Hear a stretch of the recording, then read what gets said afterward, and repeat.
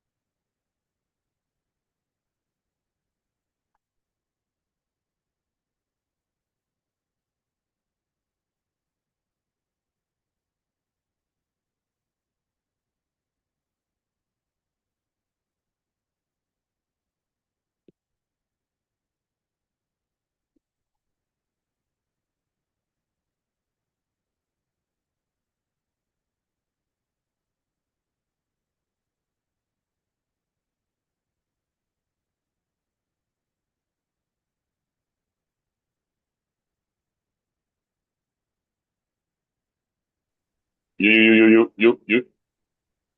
I'm here. Cool. Let me see if we can stream properly. I usually try to turn my restart my computer after work, but I had left it on, and I think my fucking VPN was still on. Oh, so it was acting funny. Yeah. Probably because I was in there. Yeah, man. Fucking all that red was leaking in the room. That goddamn GOP was up in here throwing my shit off. No, white boy jumped in, and then it said, "Oh no, there's a problem. White boy shouldn't be in there."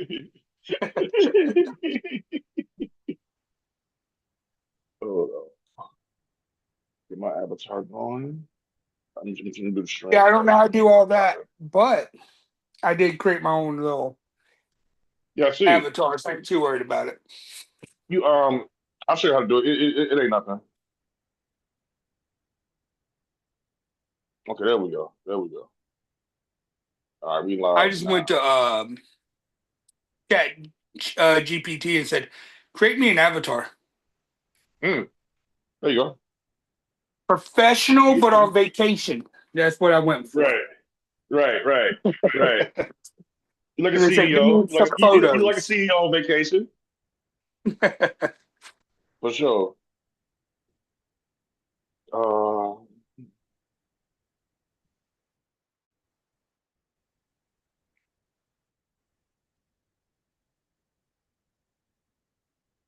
I'm curious of how many people got deported here in the Philippines that were. I wonder how many foreigners got deported this week. Before the protest.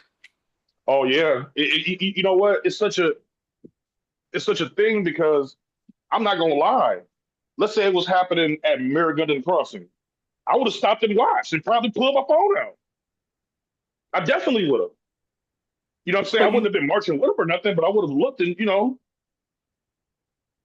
I didn't know that shit. It's one of the reasons, well, from time in the military, they taught us that even in Europe. Okay. But you gotta think from the country's point of view.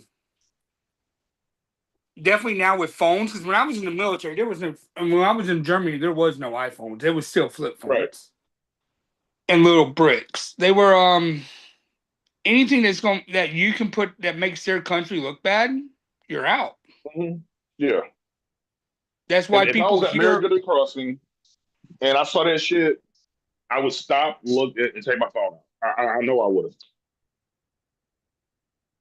automatically because So like it was times in like South America where I'd be going to the store and it'd be a fucking parade. I'd be like, damn, okay, so festival or some shit going on. I didn't expect it. You know what I'm saying? And it's a protest instead. I know I would have did it. Okay, hold a second here. Well, let's just kind of hit the big topics. Just to get some clarity on, what I'm saying, on your views on certain things. Okay. What's your take on the Epstein thing?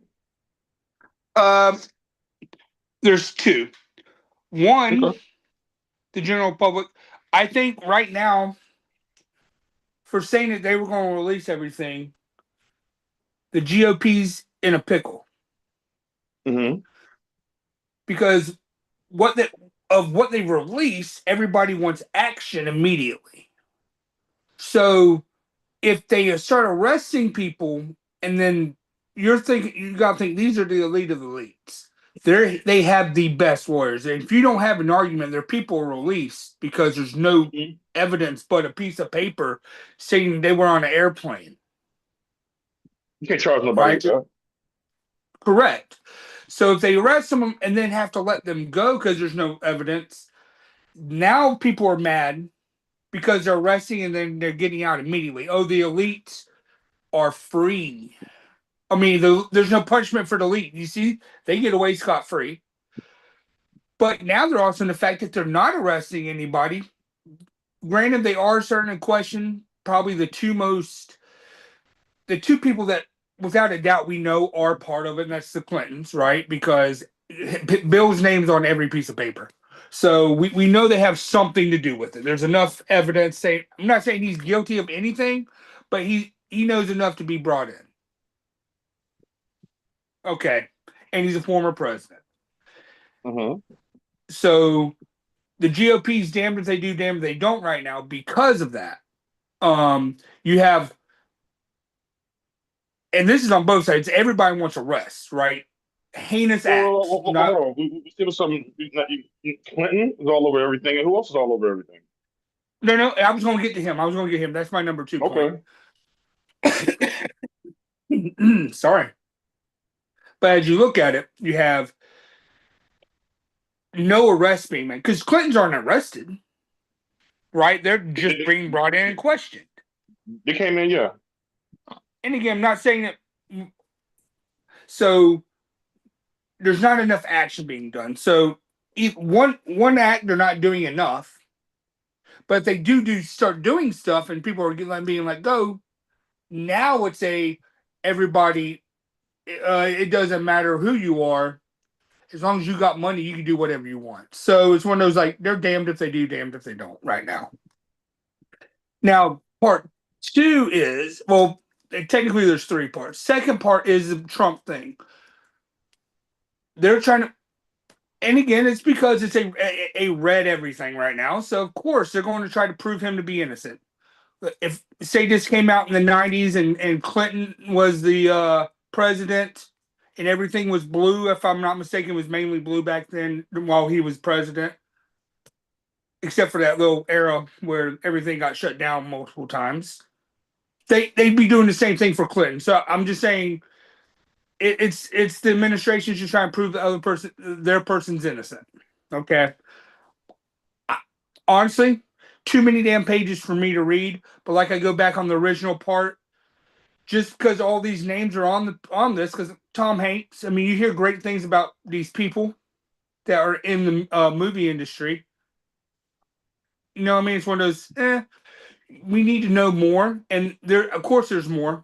I heard when you first came on, this would bring me my third point that everything didn't get released. Yeah. We have to be fools thinking everything's going to get released. Well, there was a law said that they had to release. Oh, I know. There's a bunch of laws that Congress and presidents and all of them just don't do.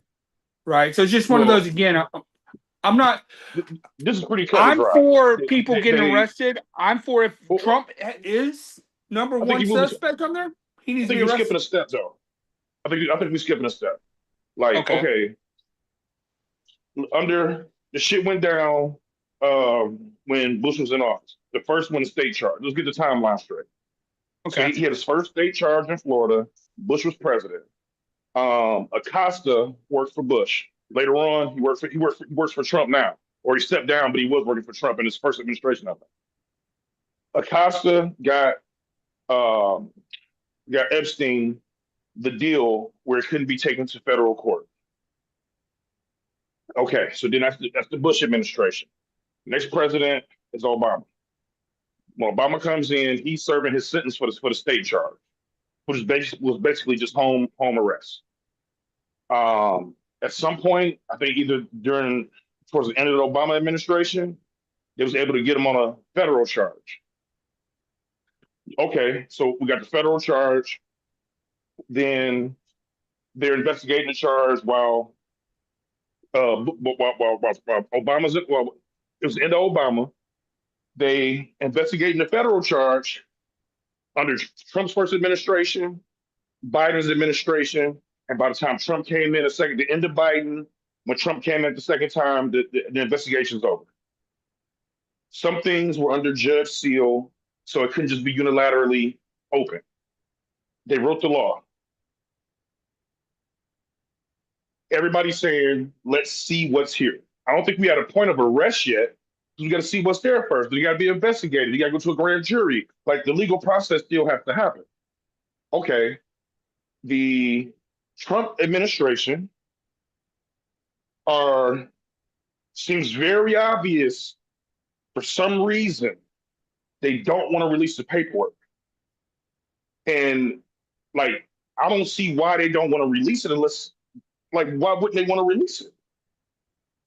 The law saying do it, the Democrats saying do it, the Republicans saying the Republicans are gonna go home and get voted out. They gonna say do it because they had to go with the Democrats.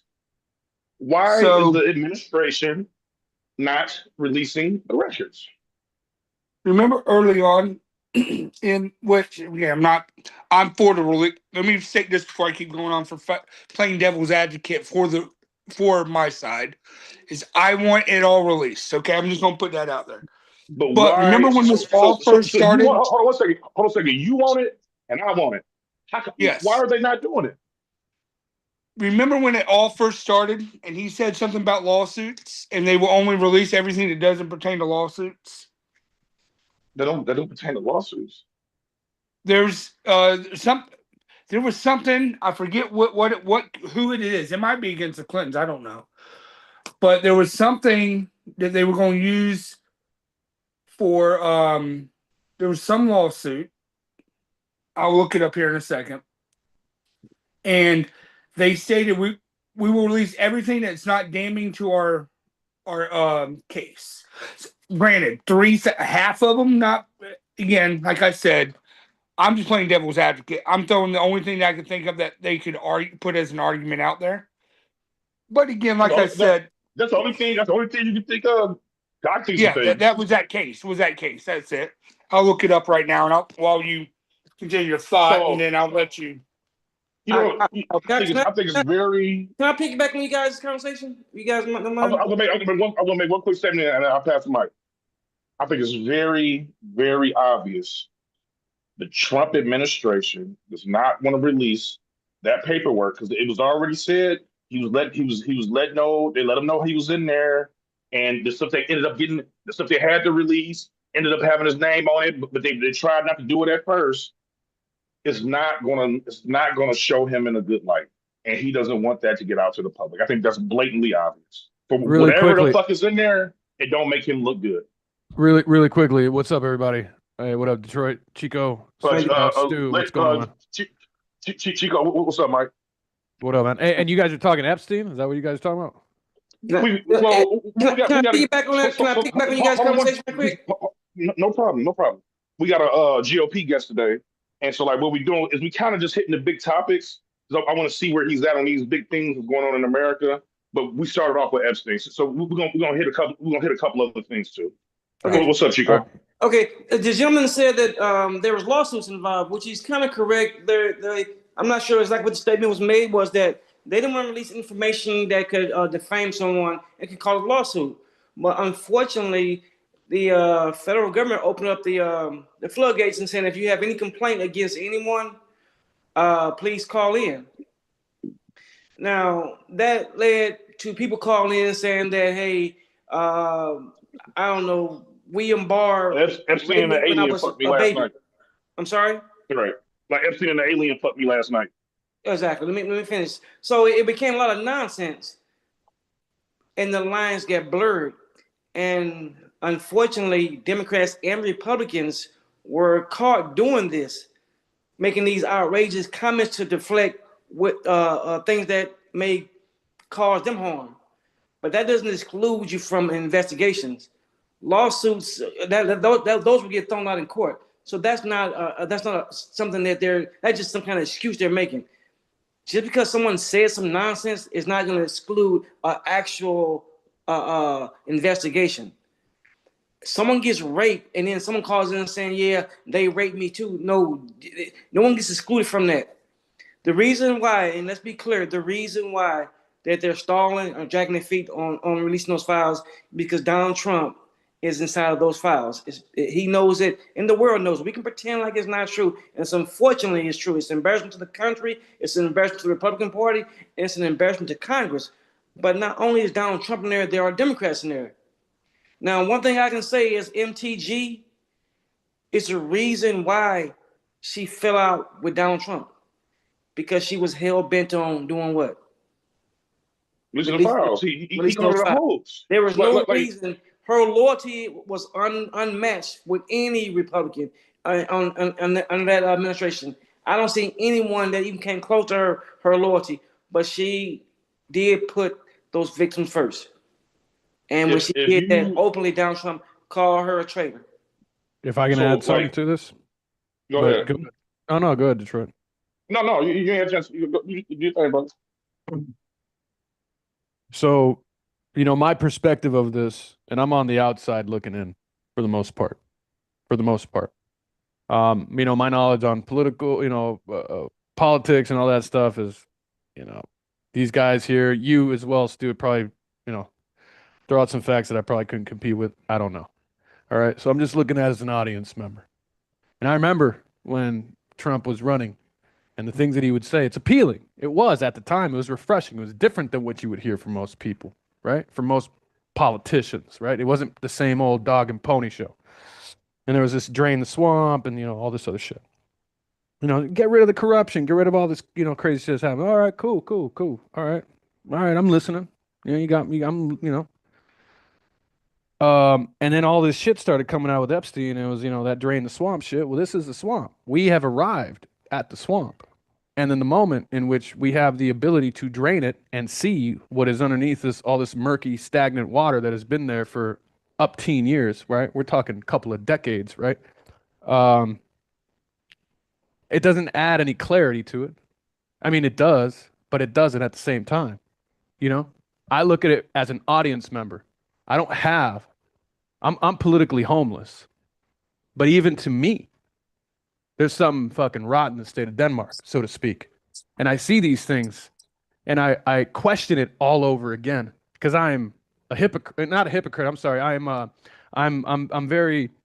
not trustworthy of the government and politicians and all that. I've got my stances on these things. These guys know where I stand on these things.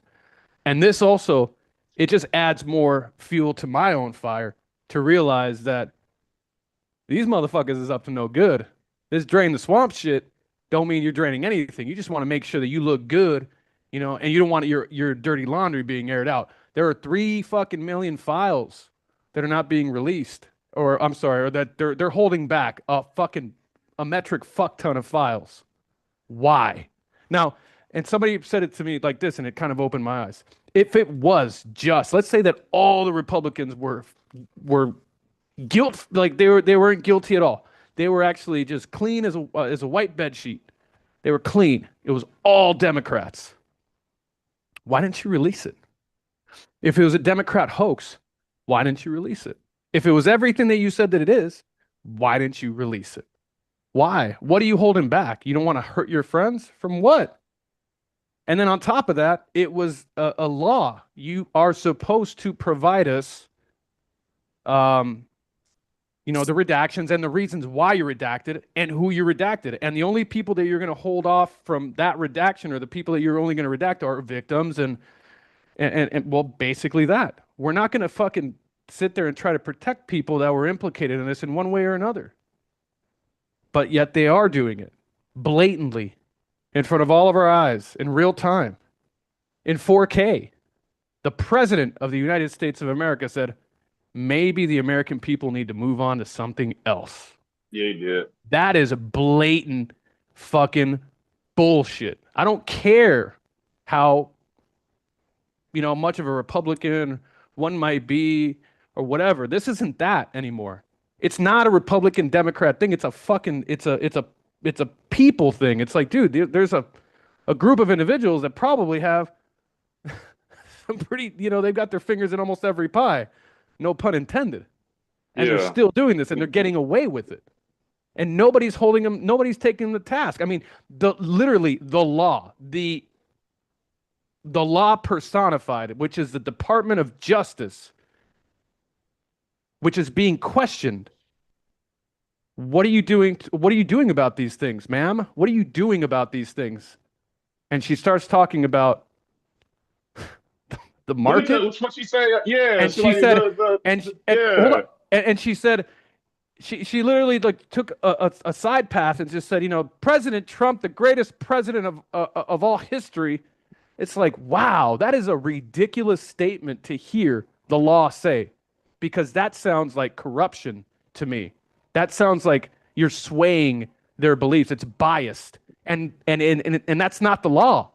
Law, justice is blind. You've seen the statue, right? She's holding the scales. She's got a blindfold. There is no swaying on that. The law is the law is the law. Otherwise, what the fuck is it if it can be manipulated, changed, swayed, skewed, or otherwise bent? It means nothing. And that makes me, it solidifies my stance on this. I don't believe in it. Nobody's won me over. I'm still on this side. But the guy who's sitting here, who's going to drain the swamp, ain't done shit but protect his own ass. I think it's fairly obvious, man. It's the only reason I can think of that's reasonable why it wouldn't be released is because it's gonna make me look bad.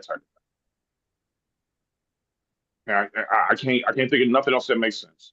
Literally like, hey, it's literally like you've been fucking around on your bra the whole time and she asks you to see your phone. Oh, hey. Does anybody have a reason? No, motherfucker. Does anybody have a reason why it hasn't been released yet? That's a real reason that makes sense. No, I mean, like I said, there are at least three current litigation lawsuits against the Epstein estate for trafficking and all. But again, that should only be that name, and anything that involves that one name. If you understand, so again, if there was just thousands, a couple thousand. Are you talking about civil law? There's a few civil, and then there's one in the state of Florida. Civil has nothing to do with a criminal. No. I know, but no. What I'm saying is, I'm with y'all. I want everything released. But again, if there's a few minor cases here, none of this is minor. But I mean, when I say minor, like a handful of cases. So yeah, like I said, maybe a couple thousand with a certain name on there being redacted. Well, I believe it all again as a red MAGA light to a degree, because I'm not one of those everything he does is right type people, or everything he's done right. Pretty MAGA heavy, man. So it all should be released. So minus the people that could not the people that should be put to jail, but those that could have harm done to them from people. Those names should be redacted, but not the victim should be redacted, not the accusers or accusees or whatever they are.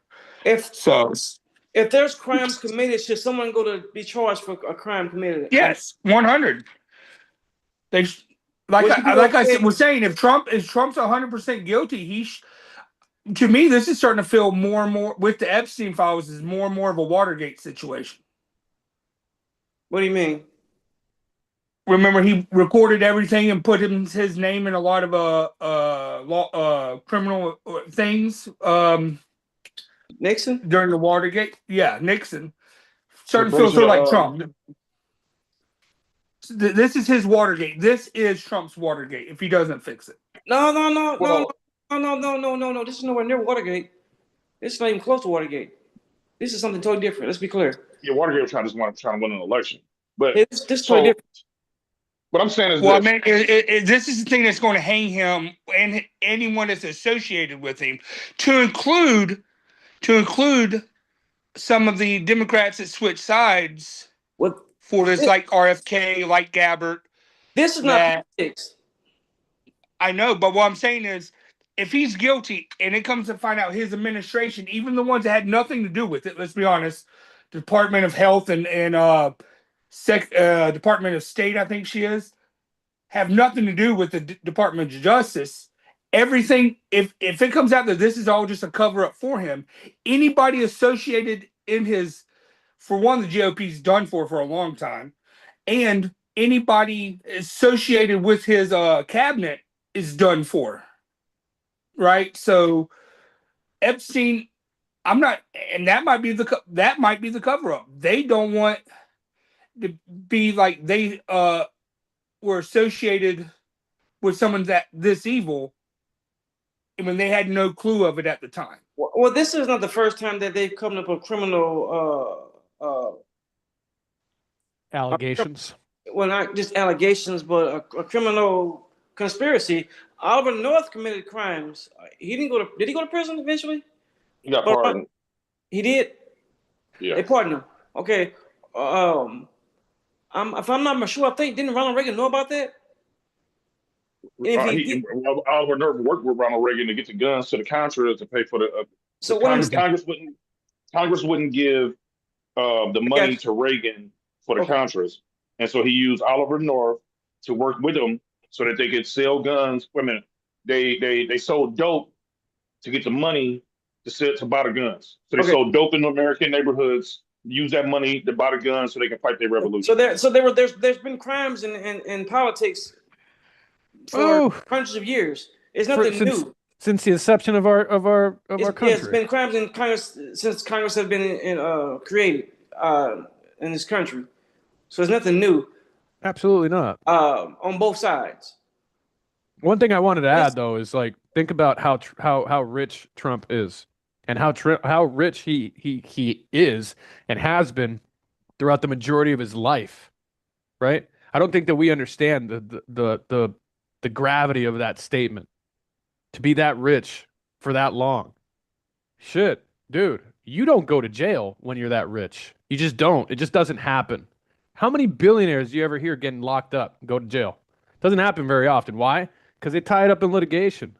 They figure out some kind of fucking loophole. They have all the money in the world to, if you wanted to fucking throw up a lawsuit, they'll just run you dry till you can't afford it anymore, and you just got to fall out.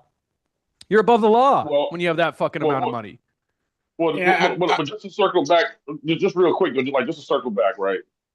It sounds like you saying that there may, Stu, for you specifically, it sounds like you saying that there may be some legitimate reason why the files aren't being released. No, no. I was just saying, again, as a devil advocate, there was something mentioned about lawsuits. I looked, and the only thing I could find up there was some litigation stuff, and then something out of the state of Florida. But again, it states Jane Doe versus someone. So in that case, the only files that should not be released, if it is a criminal thing, would be anything involving that one person's name. Everything else should be out in the open. Yeah, so that's what I'm saying. Maybe a couple thousand. If they said all but 5,000 got released, that would be my argument. There's probably criminal allegations. You're talking half of it has not been released. It may also be that whole what's coming up in November midterms. Mm-hmm. Pushing for that, but they don't understand if they don't do that, because there's already been some GOP that Trump backs that have lost against non-back Trump GOP. So I'll tell you right now, I also feel that we're all going to get a nice size check, at least $2,000 around July, August. Why? Because it's the tariff payback. The tariff payback. Yeah, but it's just one of those. It's just one of those vote tactics. The tariffs are getting a refund. Hold on, slow down. I want to have it. I want to have it blocked topic to topic so it's easier to edit later. Now, just to close the Epstein thing, I think we all agree all the files should be released. We may have small disagreements on why they're not being released. I think it's fairly obvious because it don't make him look good or make the administration look good. But at least we all agree it should all be released. Now, the next kind of like big thing that's going on is we have fucking war, and so since you're the guest, I'm just curious, like what's your take as far as Iran is concerned and our action in Iran, Venezuela, whatever. The idea was all these wars are going on under Biden because he's stupid and he's weak, and we don't need to have all these wars. And then Trump is in there. The conflict in Russia's still going on, and we don't have the same place in NATO. We don't have the same place with our allies like Canada, Mexico, Europe as a whole, and we're doing unilateral, preemptive military action against nations. And so I'm just curious on is that something? Are you getting what you voted for, or do you see that as a negative, or how do you see that?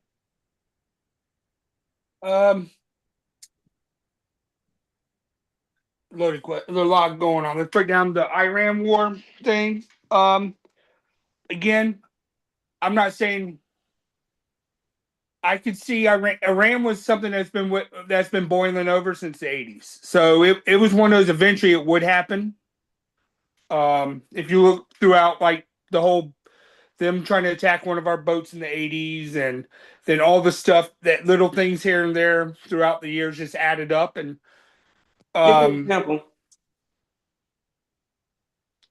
now I'm not for war. I mean, I've been to war. I understand that there has to be war for things. Little things have been flaring up. Like, give me an example. One, how they've been treating their people, which I know is not our concern. I know 100%. Give me the ones that are concerned. Give me the ones that are concerned.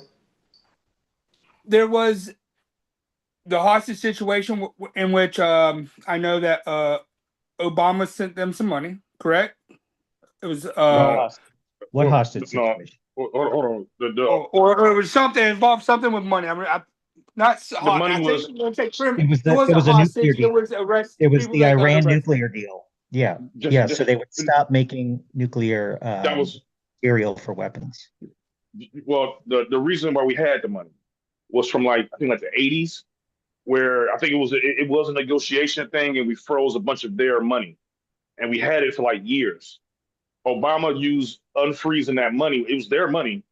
Obama used that as leverage to get them to agree to the nuclear non-proliferation agreement, and it allowed inspectors for it to be monitored, and it was milestones and stuff like that, and they unfroze the money because they agreed to follow these rules to make sure that they're not having nuclear capabilities. Real quick, what made them stop following the rules? What made them start their nuclear program back up? Probably Israel. Trump. No, Donald Trump pulled the U.S. out of the agreement, and they said, "Okay, we're going to stop the agreement." So we stopped the agreement. Then we had So I'm gonna go back, and from that point until the 80s, when there was flare-ups or certain little situations that, by your standards, that was causing us to eventually attack a couple weeks ago. I'm trying to find what caused us to attack. We haven't had any direct issue with Iran since the 80s. The only thing Iran been doing is the gentleman said we did. No problem. So the only thing Iran been doing is fucking with Israel and funding Hamas and the motherfuckers in Yemen and hitting the Israel boats in the Strait of Hormuz. Their fight is with Israel, and Israel grabbed our dicks and led us into fucking war. So, okay, what originally started it was in 87, 88. We had tanker wars with them. They were attacking our naval vessels that were escorting tankers. That was the initial thing. But since then, they also backed Saddam's groups when we were fighting them in Iraq in 2003 to 2011. No, they weren't. And then they got mad at us in 2020 for killing one of their What you mean they backed? I don't know what you mean by that. There was U.S. accused Iran of backing the militants in Iraq. ISIS, but not the military, not Saddam. They went to war against Saddam, and we supported the Iraqis when they were fighting the Iranians. This is how we knew that Saddam had chemical weapons and all the bullshit that we used to go to that war. But Iran was not supporting Saddam. They were supporting ISIS. Difference. What was the other one? But okay. 87, 88. They were, so we were, like we do now, we escort tankers through the straits and all that, and they were attacking our ships. Yeah. And you said that, you said they were backing, and then in 2020, well, one of the who is it? I'm not going to try to say the name. It starts with a Q. Last name starts with an S, like Soleimani or something like that. He was the head of the Islamic Revolutionary Guard. We killed him in Baghdad. Probably, I think that was one of the drone strikes that caused a big issue during COVID. Like right after COVID started, we started doing drone strikes. If I'm not mistaken, I think it was a partial thing to take people's mind off of COVID and him during an election year. Okay, so he has a history of diverting people's attentions by causing war. Is that what you're saying? Trump has a habit? No. I was just stating that was just a personal thing. But We took out quite a few. I believe it was high-ranking ISIS members during that time.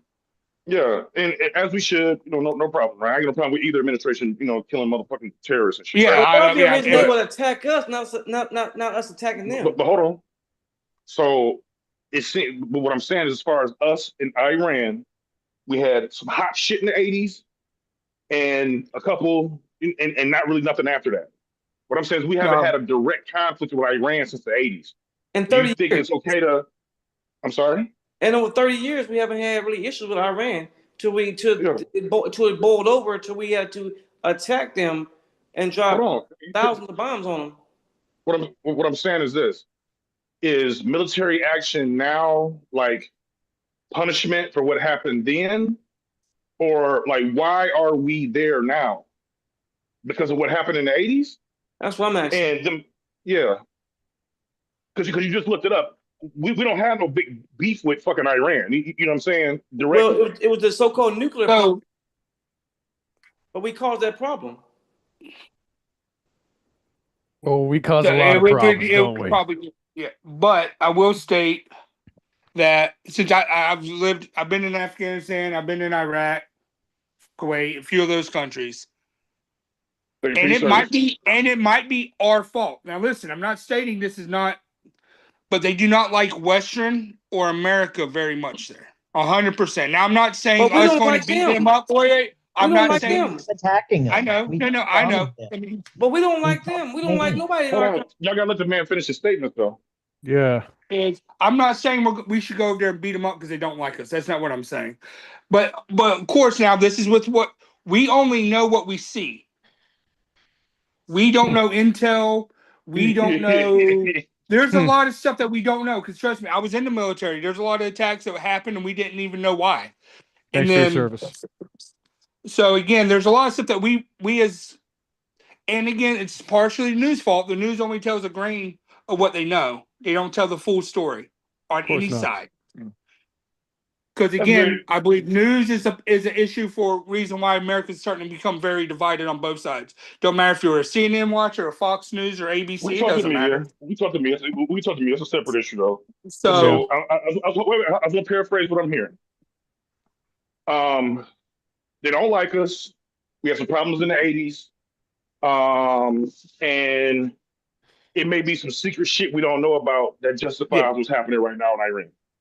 Yes, could be. I mean, it could be. They were talking about because again, they did try to assassinate him. One of the apparently they had a I don't know if it was one of the ones that tried to assassinate Trump, but there was something when he was running this time about Iran may potentially try to assassinate Trump. So I don't know if it could be a boil over from that. What I'm saying is this: by you being in the military, right? And let's say your kids go to the military, follow behind their dad's footsteps.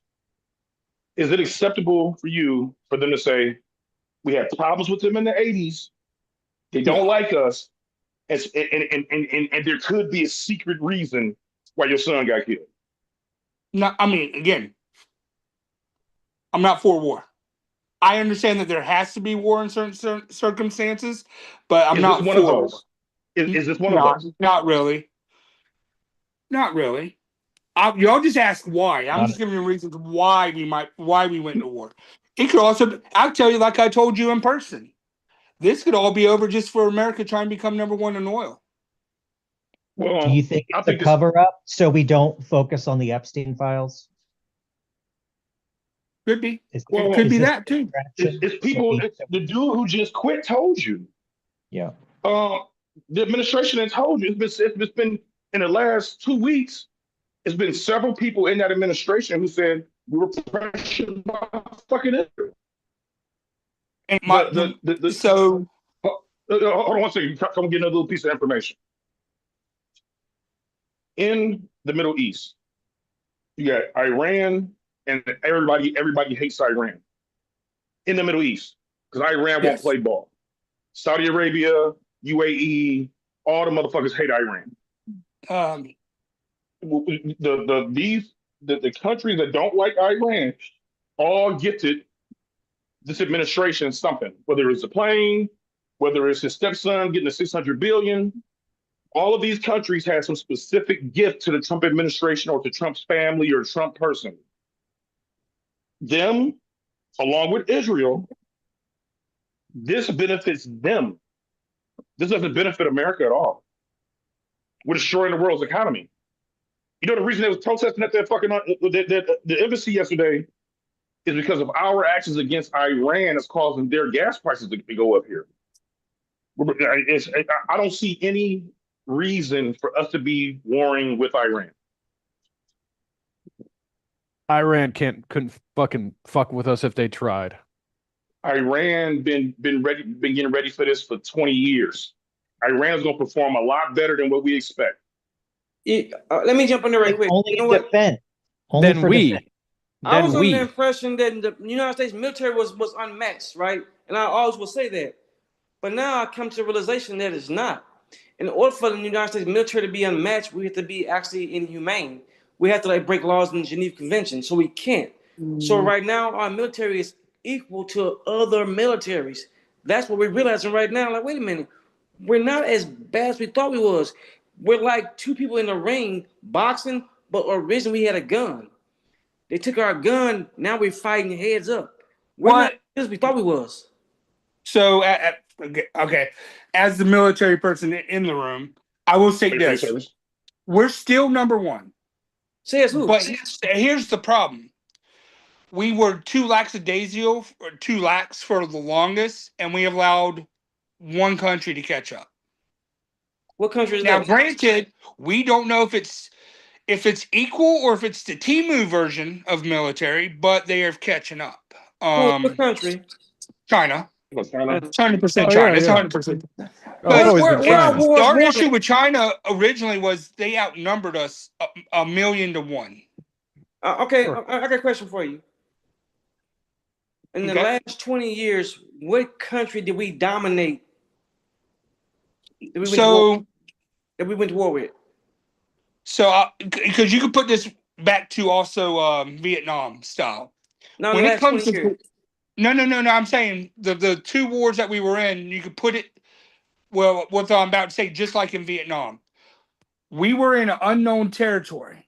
And like in Afghanistan, the mountains were tunnels. It's hard to fight something where you don't, like in Europe, when we dominated Europe and all, it's Europe. It was trench warfare. They wore uniform, we wore uniform. In Vietnam, they started understanding, and same thing with Korea, it was trench warfare. In Vietnam, some of them started taking off their uniforms and attacking us. So we don't know who's civilian and who's not. In Iraq, Afghanistan, they were civilian. They look like civilians. They didn't have traditional in Iraq and Afghanistan. They didn't. They looked like everybody else. We had to look at things you weren't fighting the military. You were fighting what is it? Military. So our tactics had to go more police-like. Totally different. Had to go more police style, as in kicking indoors, one-on-one, not your traditional fight. What we have always thought gun warfare was, like in Revolutionary War, Civil War, when it was all gun against gun, we had to go against different tactics this time. So if war against China is one of those wars, we'd probably do better on someone else's property. But again, we were on someone else's property. If war comes to America, which that I don't want to happen, a civil war or anybody to set foot on America. I'm saying that right now. We all have too many loved ones there. We would have the advantage over anyone that comes in. Absolutely. Because we know the terrain. We know how hot it gets in Arizona. We know how cold it gets in Alaska. Can I jump in there right quick? Yes, sir. Our terrain is like any other terrain in around the world. And actually, ours is a little bit nicer than everyone else. No, I disagree. Okay. Our position on the planet makes us extremely difficult to intercept. Can you give me an example? Oh, absolutely. I mean, for example, we've got exactly. We got the Pacific and we got the Atlantic. We got two. No, he's saying ground troops. He's talking about ground troops. Yeah. No, yeah. They need to get. Hold on. They need to get here first. Getting here is going to be difficult in and of itself. If they actually arrive here, then that's when the whole fucking party really starts, because you're not dealing with just the military. You know, you got to deal with the populace also. That's why invading us is extremely difficult. There's no other country that's armed to the teeth like we are as a populace. Go to terrain. So, sir, if someone breaks into your house, there's one in Europe that is, I can't think of the name of it right now. Now, I'm going to break this down even simpler. If you go into your house, you know where to hide to not get caught. You know where to hide, where it'd be the last place that they look to find you. That if you wanted to defend your family, you put them in there, then attack. You know the safety places. You know if you have a gun, which you may or may not. I'm not getting into that debate right now, but I'm just saying you know where you put it, right? It's the same thing as when I say America. So whoever comes here, they don't know where. Don't go down these streets. These mountains get really hot. We have secret silos in this area. We do as Americans, right? Now, we might not know everything, like the secret silos. The military would know. But what I'm saying is they don't know the how we have every terrain in the world. Not many countries do. We have rainforests. We have deserts. We have Arctic. We have everything that is America. We're one of the few countries that have every terrain. China does, Russia does. I don't think Russia has desert, but I do know they have almost everything else. So it's just one of those. Where do our soldiers train at? Everywhere. We train in Alaska. We train in Fort Drum. We train in Louisiana because I lived there. We train in the deserts of California. We go to foreign countries. We do like here. Well, I'm in the Philippines. Yeah. We have military here doing dual training in their rainforest. Everywhere we go and we've been at, we have not left. We have bases everywhere on the fucking planet. Hold on a second. Excuse me. Hold on one second. This is housekeeping. Hey, Mike, if you got an avatar, turn your avatar on. If you got an avatar, Shabba, turn your avatar on. What's happening on the stream is not showing nobody unless they got an avatar. So if you got an avatar, turn it on. I give it you, Stu, to make one. Gotcha. You can get a chance. I'm gonna work on that. I just I think we had this belief that we're just untouchable. And 2001, September 11th, it proved that how easily we actually got attacked and panicked. We folded, we folded instantly. That was from 16 people attacking us. There's a lot to be said about that day. So I mean, and I'm not taking anything from the United States. Yeah, we are a powerful country. But we like to believe that we're just unmatched, and over again we prove that we're not. We had a war for 20 years with Afghanistan, which was a superior, supposedly military. We brung those weapons that was there. Let me ask you a question though about that. We brung them there. How many countries have tried to overtake Afghanistan, by the way? Let's do that. And look at how many countries have tried to overtake that area. It's very difficult. England has tried, Russia has tried, we've tried. There's so many countries. Now, it's Mike. Difficult. Now, Mike. But we can do it if we become inhumane. We can drop a bomb, like even when we dropped the bomb on Hiroshima. Yeah, we can do that. We did that right there, which ended that war. Had we not done that, that war would have went on. We would have lost so many lives. Can we drop a nuke on it? Yeah. Can we flatten it? Can we bomb them back to the Stone Age? Certainly.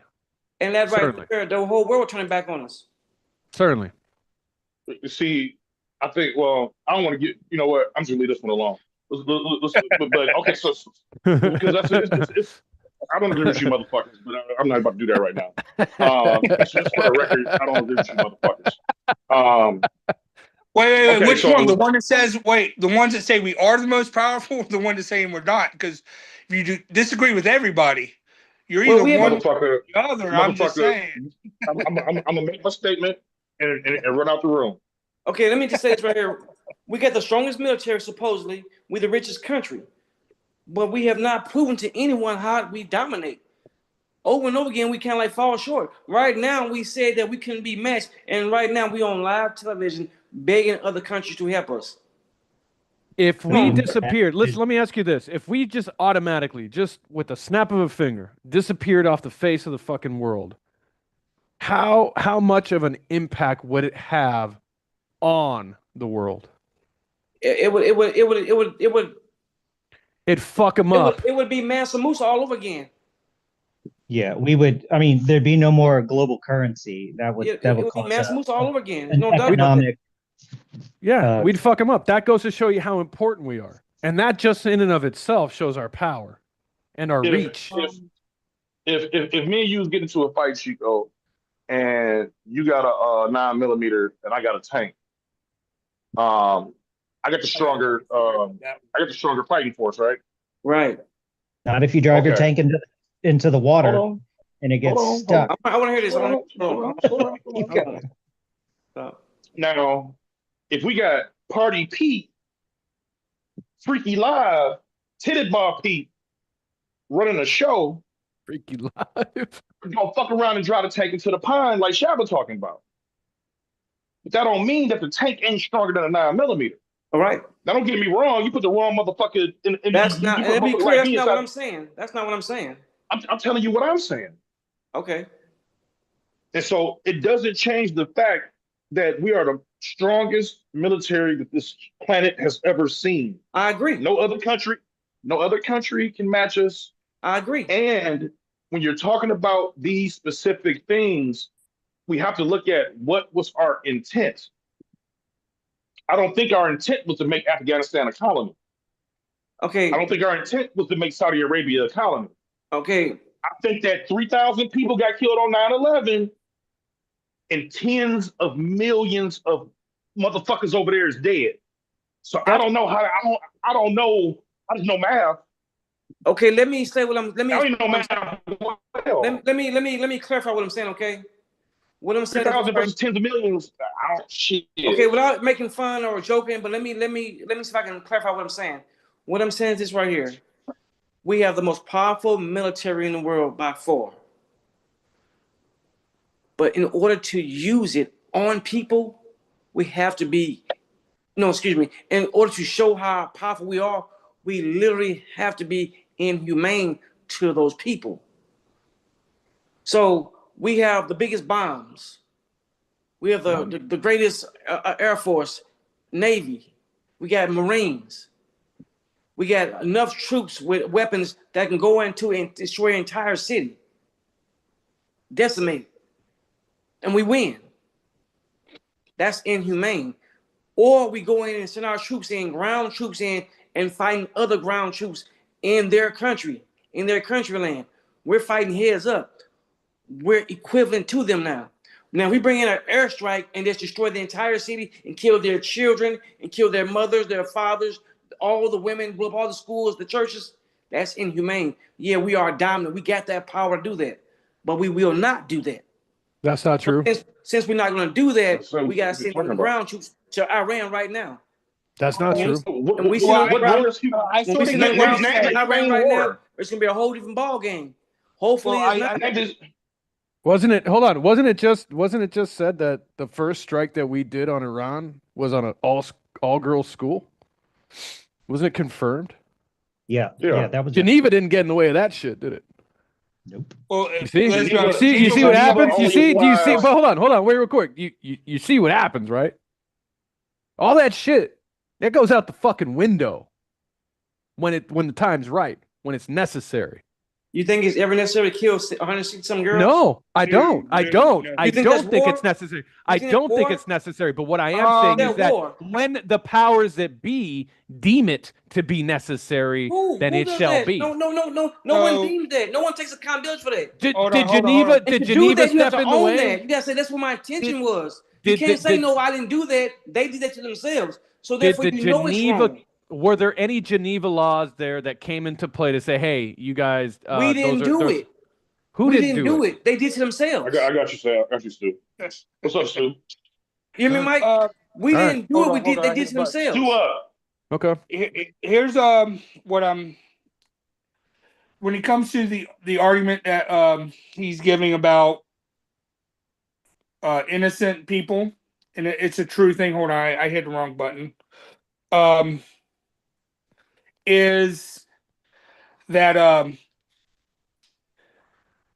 since the beginning of any conflict, Stone Age, throwing rocks, there will always be innocent people that die. It's not good, it happened, but there will always be innocent people. Collateral damage. I understand that. And that's the sad truth about war.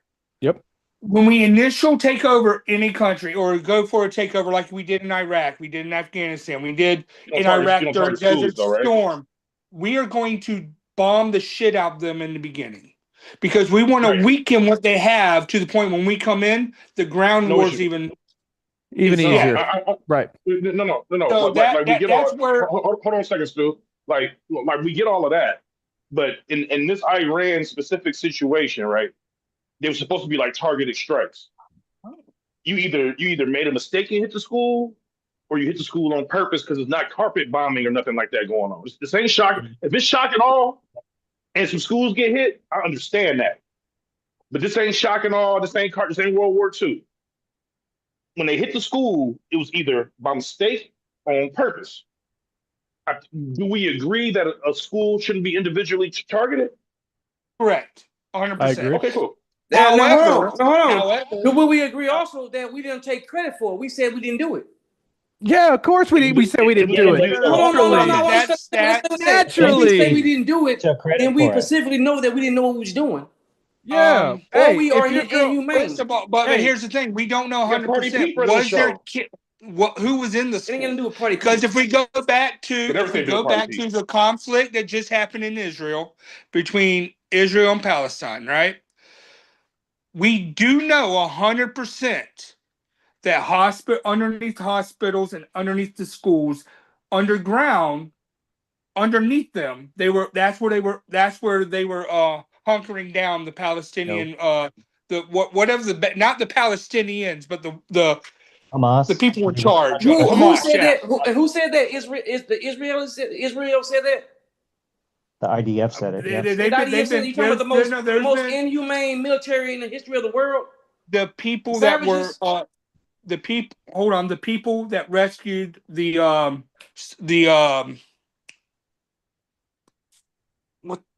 people that were kidnapped or held hostage, the hostages stated that's where they were under those places.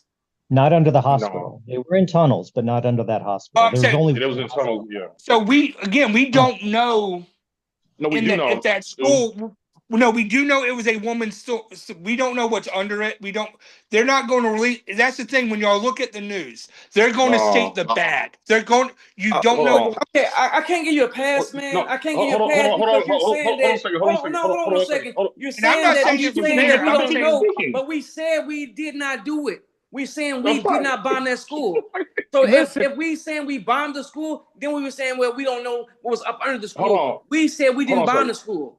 So if we said we didn't bomb the school, that means we're saying that we didn't have anything to do with it. We said Iran bombed their own school. That's our stance. Hold on a second. So you're going to tell me, So you're going to tell me that Iran, right, who's being attacked, decided that one of the first initial strikes of this so-called war is to bomb their own people, and not only their own people, but schoolgirls. That's their tactic. Well, maybe schoolgirls. That's a whole other issue. Hold on, Mike. I want to clarify. Not only are we saying that the Iranians bombed a girls' school, they did it with U.S. munitions that only the Americans and the Israelis have. That's what they.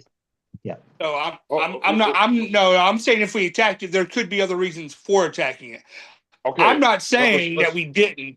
So I just want that to be clear. I'm not saying we didn't, but I do know war is one of those things that you're going to try to stay face. And it's both sides are going to that's what I'm going to say. Sure. Both sides are going to say they're going to try to stay face. We did. I don't know. I'm in the Philippines and I don't have television and I just read headlines. I'm not one that's going to stay on here looking at news all day, being over here in Philippines. So. To me, it just sounds like that good old grade A American bullshit that gets spun out to the American people for us to fucking eat up and shit out. It doesn't make any fucking sense. Yeah. One side is going to say we did it, the other side we're not. Give me a second. It's one of those. Okay. Let's because I want things to be somewhat factual, at least to the best of my knowledge. Yes. The claim that there were tunnels under the schools and hospitals in Israel. It was a CNN reporter. He went there. It was supposed to show him the tunnels. They were supposed to show him the tunnels. They never showed him the tunnels. And then they showed him tunnels that was like away from the school, from the hospital. And they was like, here, like, this is what we're talking about. The CNN guy, he's like, I'm in Israel. I didn't push back when I was there, but we were nowhere near any schools or hospitals. And so that is a claim that is made by Israel. I'm not aware of any third-party group that has verified that claim. As far as the school in Iran, it was a school with children. You know what I'm saying? But I don't think it's fair for the purposes of these conversations. We can only discuss the information that we know, but then to interject, well, it could be this or it could be that. I don't think that's fair because we could just say that about anything. Right. To say, well, there could have been, it could have been a nuclear bomb under the girls' school and we had to target it. I mean, it's, what I'm saying, it's a little unfair, in this type of discourse. But you guys continue. Just set some rules of engagement. Okay. I mean, I agree with that. But like I said, when it comes to the current thing, I do know we attack. I do know that we've taken two people in charge out. I do know that that's been verified. The first one and then the second one to take charge have both been. Does that benefit our country in any way? No. And let's piggyback on that right there. Why did we do that? We took out what's how you say his name? Ali. How you say it first name? I told him. I told him. Can't even say my name. We intentionally killed him. That was United States right there. But the other three below him, that wasn't all right. That wasn't us. And if you remember, a particular president, which named Donald Trump, says, "Hey, we had something in place, but by accident, we killed the other three." You know who killed the other three? That was Israel. How the fuck they say these names? They had very much intention of taking out the entire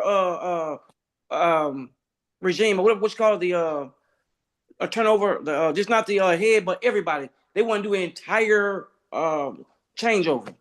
Again, we'll go back to war. That's what we do in every war. We want to take anyone that's associated with the last person is going to do the exact same thing or worse. Venezuela. That's not what we did in Venezuela. We didn't do it. Venezuela. We never done it before. It worked. Never done it before. It worked. It's never. They put in the I thought they were putting in the one that originally was supposed to win, but it was the rigged election. The vice president took over. She's the exact same administration. Yeah, she was worse. It was her idea stuff she was doing. The Secretary of Defense is still there. Their Secretary of State is still there. It's the exact same cabinet. They just took the head of state out and left. That's it. How many times have we put in a government to do our bidding? It's never worked. It's never worked. That hasn't stopped us from doing it. We are terrible at this. It's never we worked. took out Saddam and then put him back in charge because he was better than what was in there. Why do we do that? We put Castro in his position. Why do we do that? We got mad at him. Why do we? Because they all had something to do. A lot of that was Cold War shit. We did the same shit in Iran. We took out their duly elected leader and installed the Shah, and that lasted for 20 years until the Iranians were like, "This fucking asshole sucks." And then we blow them away, and then we go to war with them. Yeah. Oh, look what you did to our. But to be 100% honest, the only reason we're in this war probably right now is because it's our allies' war. That's a hell of an ally, man. That's a hell of an ally. And the reason why I said, and I'm not saying, I'm just saying that's if someone was bombing or having issues with England at that style level, we'd be in there helping England. So I'm not saying it's good because you asked, what does it benefit us? It benefits our ally. Of the charter that we will defend them if they are attacked. Israel is not. Right. And also, and the thing is, it's not like Israel at the time when the specific time that we started what we started, Israel and Iran wasn't in a hot war. Yeah, we started. Like what you're talking about is more so like last year when they was trading missiles back and forth and our bases was shooting them down and shit like that. That's how you assist the ally. But yeah, who sold them the Iron Dome? That was us. We gave them Patriot. We provide them the defense weapons and technologies so they can defend themselves. We give them a shit ton of money so they can defend themselves. We don't put our boots on. We don't put ourselves at risk to defend our friends because it's not our responsibility, especially for a country like Israel. Right. That we just arm them.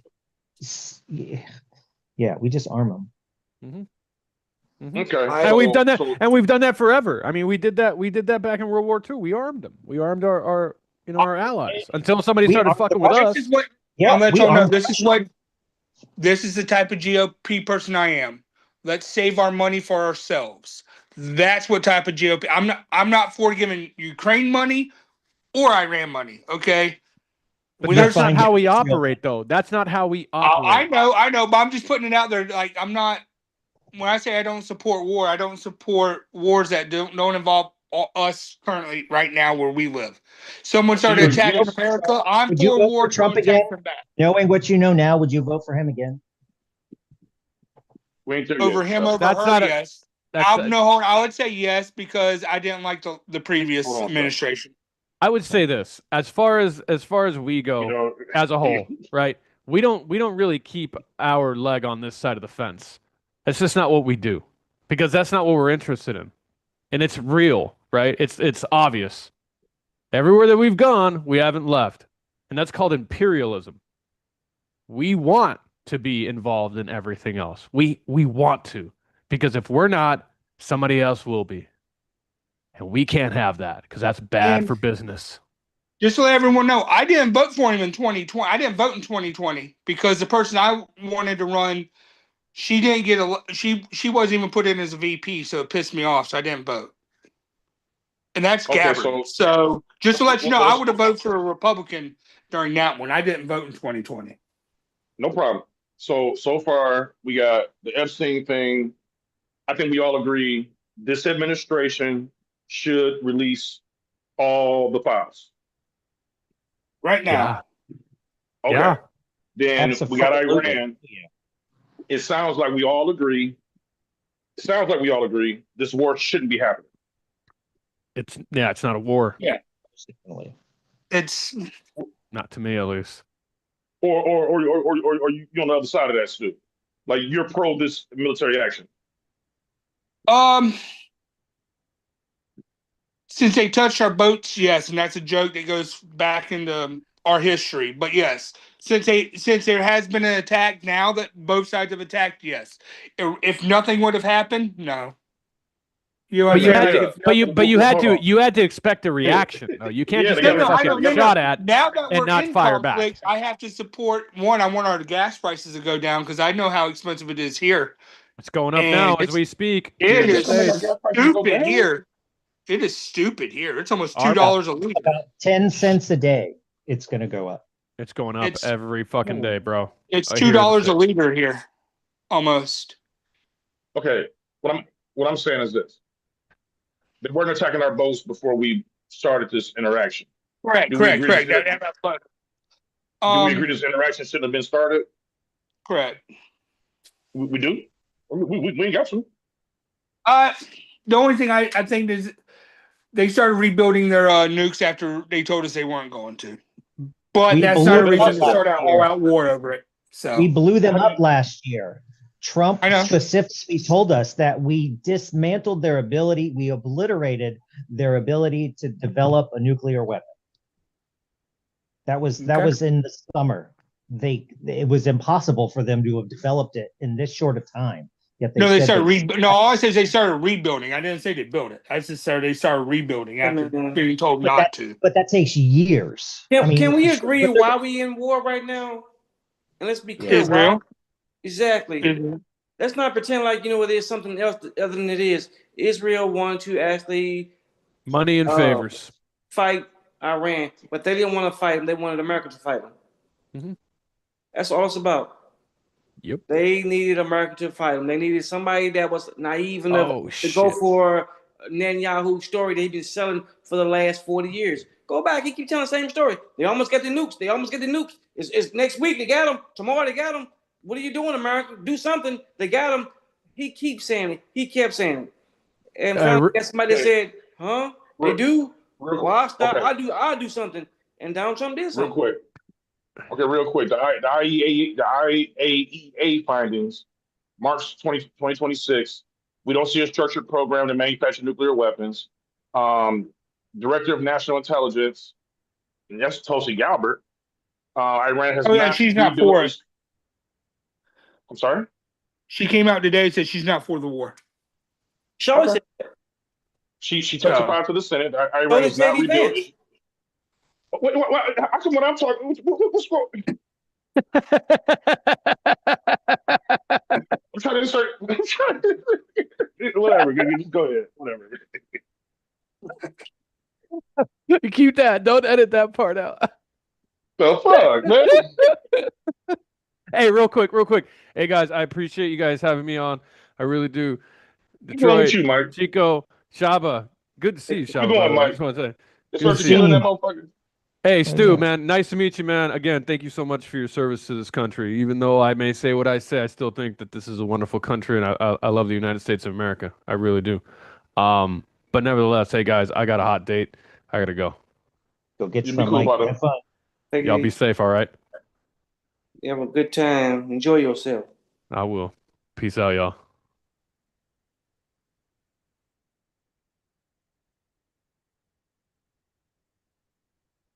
What were you saying, Detroit? Go ahead and read that shit. Damn. Hold on, damn it. U.S. intelligence assessments. Internal 2025 assessments from CIA and DIA concluded Iran was almost certainly not producing nuclear weapons. Proliferation experts noted that while Iran had a latent capability, the knowledge and materials to build one, they had not taken the final steps to assemble a device. They got some 60% shit. It ain't 90%. I don't think the attack on Iran was because they were about to build a nuclear weapon. Like the data doesn't appear to support that. But we can't agree on everything. So I'm saying, just to be clear, you think the attack on Iran was justified due to stopping their nuclear capabilities, right? If that is what the reason is, yes. If it is to help Israel, I see why we did. I don't agree with it. Okay. As being our ally, but I don't believe we should go to. Again, we're not helping our Ukraine really, and Ukraine's supposed to be an ally. So it's one of those, which I understand it's a little bit different when you have a major superpower that's also, if we go help Ukraine, we'll go get China, and now we're at World War III. Ukraine is on the defense. Russia invaded Ukraine, and we're assisting Ukraine in defending the invasion, right? Israel tricked the United States into attacking Iran. There's a difference. We're not helping Israel because Israel is being invaded by another country. That's not the case. Nobody is doing that. So it's not an equal, matchup. It's not apples and apples. These two foreign conflicts that we're supporting. No. What I'm saying is we're doing more to support Israel than we are Ukraine, and I don't think we should be doing either. Okay, so that's where I'm at. So my personal belief is that I can see the argument for helping Israel. I could even see the argument for helping Ukraine. I just don't want my tax money going to that right now because I just got out of a 20-year war, and now we're dealing with the effects for my people, my service members, and we're still not getting that right. Now they want to go to more war? Yeah, they do that all the time. That's the point. That's what Republicans do, is they send us to war. Well, that's what they do. During the Biden administration, they were trying to send us to Ukraine for war. No, because there was that big. there was the big push from the Democrats in the Senate and the House to go to war. No, there wasn't. Yeah, I'm not aware of anybody arguing to put troops on the ground at night in Ukraine. And I was all over that shit. Where are you guys getting this information from? Yeah, it's not a true thing, Stu. I don't know where you learned that. It didn't happen. There was no vote. There was no Democratic appeal to send soldiers or anybody except for old equipment and lots of money to Ukraine. We sent for standby for us to go to war. We have sent people to Poland and build up our base because we have a small base in Poland for air defense. Yeah, you bet. We went and built it up. Sure. If they said go to war. That's Poland. We have troops all over Europe, but not in Ukraine.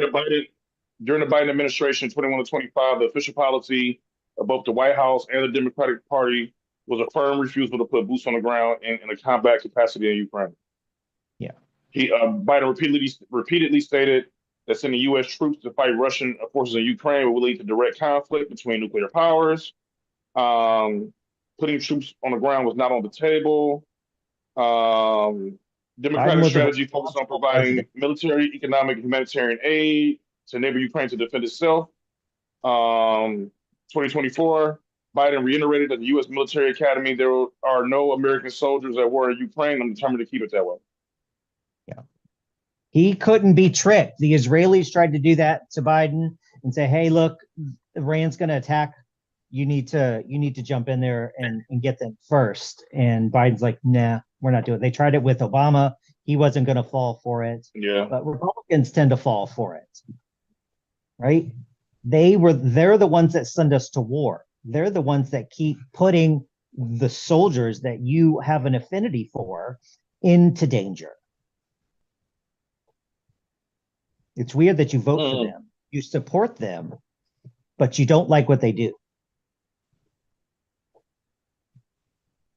Unless there's something else that you're not telling me. Oh, there's other policies but so it's not really the war thing that you care about. Sending people to war isn't really that big of a hang up for you because Republicans do that pretty much every single time they get in office. Trump missed it the first time, but we had a global pandemic. So 1 million Americans died anyway. So he got his blood. Now it's his last term in office, and he's got to send people to die in other capacities. Okay, let's go to the next one. What about do you think that that lady was trying to run over the ICE officer and that dude Alex who they took his gun from him and shot him? You think that those guys are like domestic terrorists, or that's the state going too far? Okay, the second one, not sure too much because I was more knowledgeable on the first one, the lady. We'll start with her. I'll go back into my military, what we were taught. That was a checkpoint. That's pretty much what that was. It's a checkpoint. They come ask you questions, get out, whatever. They told her to get out. She tried to drive off. Person in front of the person in front of the vehicle. I don't care if it's off slightly to the side. It's still a vehicle is still considered a weapon. You have her wife, girlfriend, I forget who the significant other was, staying outside, saying leave and egging her on. And she reacted. She drove towards the person slightly and then was going to turn. They fired upon her, correct? If I'm not mistaken, that's the incident we're talking about. In the military, we're told to shoot because again, one guy's reaching in, trying to open the door. She's taking off. And if this was a regular police thing, take the riot out in, say, state in Florida right now, there's spring break. And they did the same thing, they're going to be shot at as well. You just take the riot out. Yeah, take the incident that was there. You know what I'm saying? Like everybody's already amped up because of not the riot, but the what's going on in the situation there. Right? If you go to a regular situation, say spring break, say we just had Bike Week in Florida as well. I'm trying to take the situation down to even more mellow area of an event instead of ICE, right? The same thing would have been done if they tried to drive off towards an officer.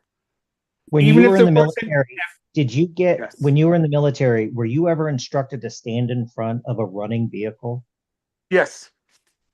Yeah, to stop it from moving? Entry control points are, you stand there. They're supposed to stop, show you. If they don't stop, you shoot one at the engine, then you shoot one at the person. If they're within a certain amount of feet, if they're within 100 meters, you shoot the person. Of a control point. I get Yes. that. Because you're that's what it was. You had officers there. It wasn't. This was a neighborhood. This was a street in a neighborhood. Where you had people out there guiding vehicles to move because they were doing the icing of getting someone from a house, correct? So right. The entry point. So if he runs or something, they have reaction time. They also do it so if people come towards me of my job, I stop them from doing it. So your entry point to, let's say, an installation is going to be on a secure facility, right?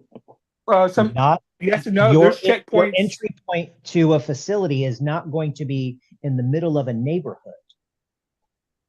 Could be, but it's not. I'm telling you, in Iraq, if we were looking for somebody, we would cut the neighborhood off and put up entry points within that neighborhood. Okay. So yes, that is where people have the right and freedom to travel, right? This isn't Iraq. That's not true to a degree. I'll put it in a different instance, maybe make it a little bit. If someone's robbing a bank, you're going to cut off all road access towards that bank. Same thing here. If they're looking for someone within that neighborhood, they're going to cut off that neighborhood from everybody until they find this person. This neighborhood wasn't cut off. Hold on a second. You got the video? You think ICE got the authority to shut down a neighborhood if they're looking for an illegal immigrant? The street from where they're doing their thing, yes. They don't. They don't have that. You think they have that authority? Depending on what the warrant says that they're issuing, that they were issuing. So you do think they had that authority? You think ICE has the authority to shut down a neighborhood or shut down a block or whatever? Like where they're at. I'm not saying go cut.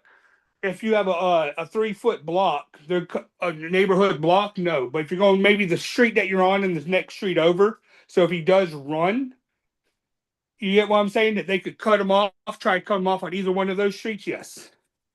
They got the right to pursue somebody. They can't shut down. They can't shut down nothing. They don't have the authority to do that. They'd have to bring in local police. Which again, now this is where we're gonna go to the. Hold on. Now you compare American troops fighting against. No, I was giving you the situation. Control point timing. That again, that's what I know though. I don't know. My police is corrections, so I did work in prisons. So we were not even allowed to have a stun gun in prison. So you're making the comparison, but I do know entry control points. I know, but you're making a comparison several times about being in a foreign country and dealing with people who you think might have a bomb or might be, trying to kill you or have an IED or some shit. These people is in a neighborhood. The first car drove by. She waved the second car to drive by. He didn't. He went to a free American's car and started grabbing out her window. She felt uncomfortable and tried to drive away. Should the officer have been in front of the vehicle with a camera filming?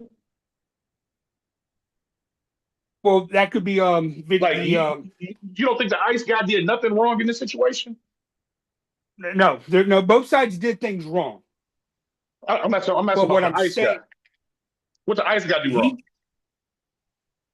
He reached into the vehicle to I'm not saying he should. If he would have said, and this was a 5-minute altercation, then reaching in, possibly.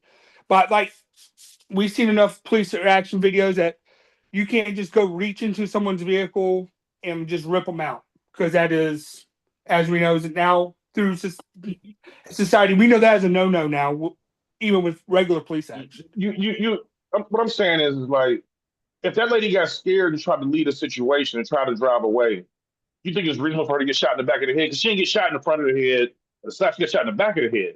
That means like the car was already past him when he pulled the trigger. Like, she shouldn't be dead, right? Or you think she caused her own death? I wasn't. Here's the thing: it's hard for me to say yes or no without being in the situation. I know that, and I know that's a scapegoat answer. But when you're given the stuff, you don't know what you'll do until you're in that situation. How come when he walked away, how come when he walked away, he said "fucking bitch"? Because he was. What does that tell you?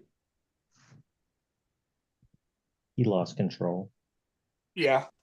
He let his feelings get in the way, and he killed a woman because of it. He wasn't in danger. He could have been had he stayed in front of that car, which he was instructed not to do. In fact, he instructed other people, other ICE agents, to not do that because he was a trainer. He knows better. I think my theory on that is that man got hit before, and I think since he got hit, I think he was being told, "You could have shot them, man. You could have shot them." And he felt like it was a similar situation, and he took it. I think he was a fucking psychopath, man.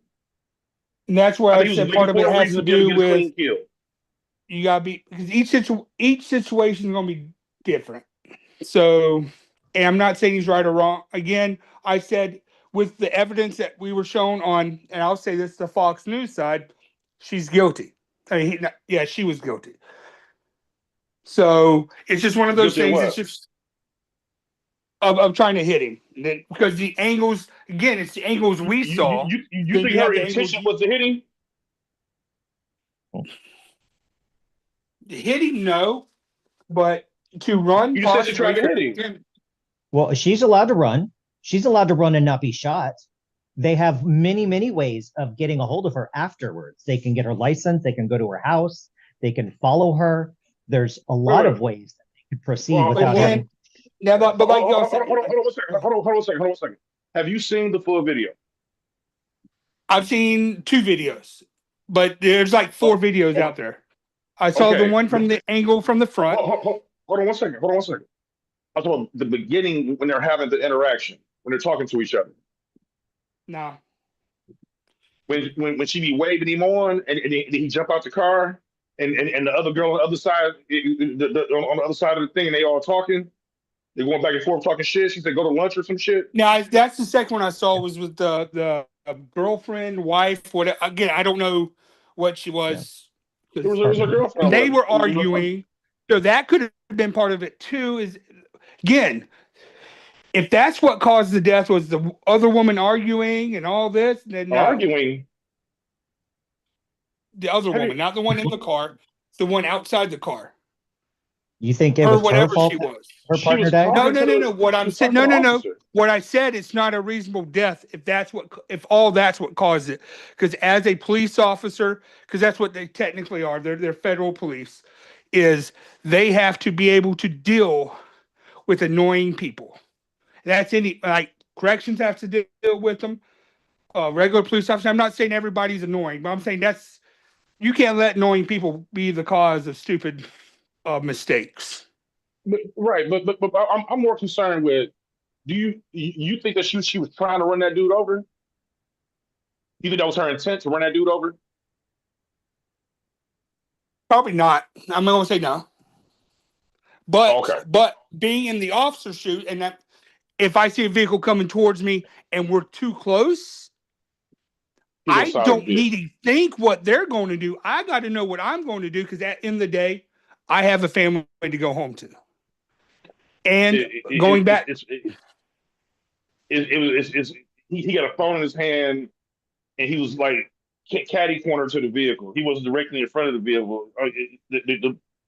I mean, that dude wasn't getting ran over, dude. It was, and maybe if he did one shot, I would say okay. But what was the other two for? And again, this has been proven as well through the psychological thing. When you're in that fight or flight motion and you pull a trigger, you might think it's one.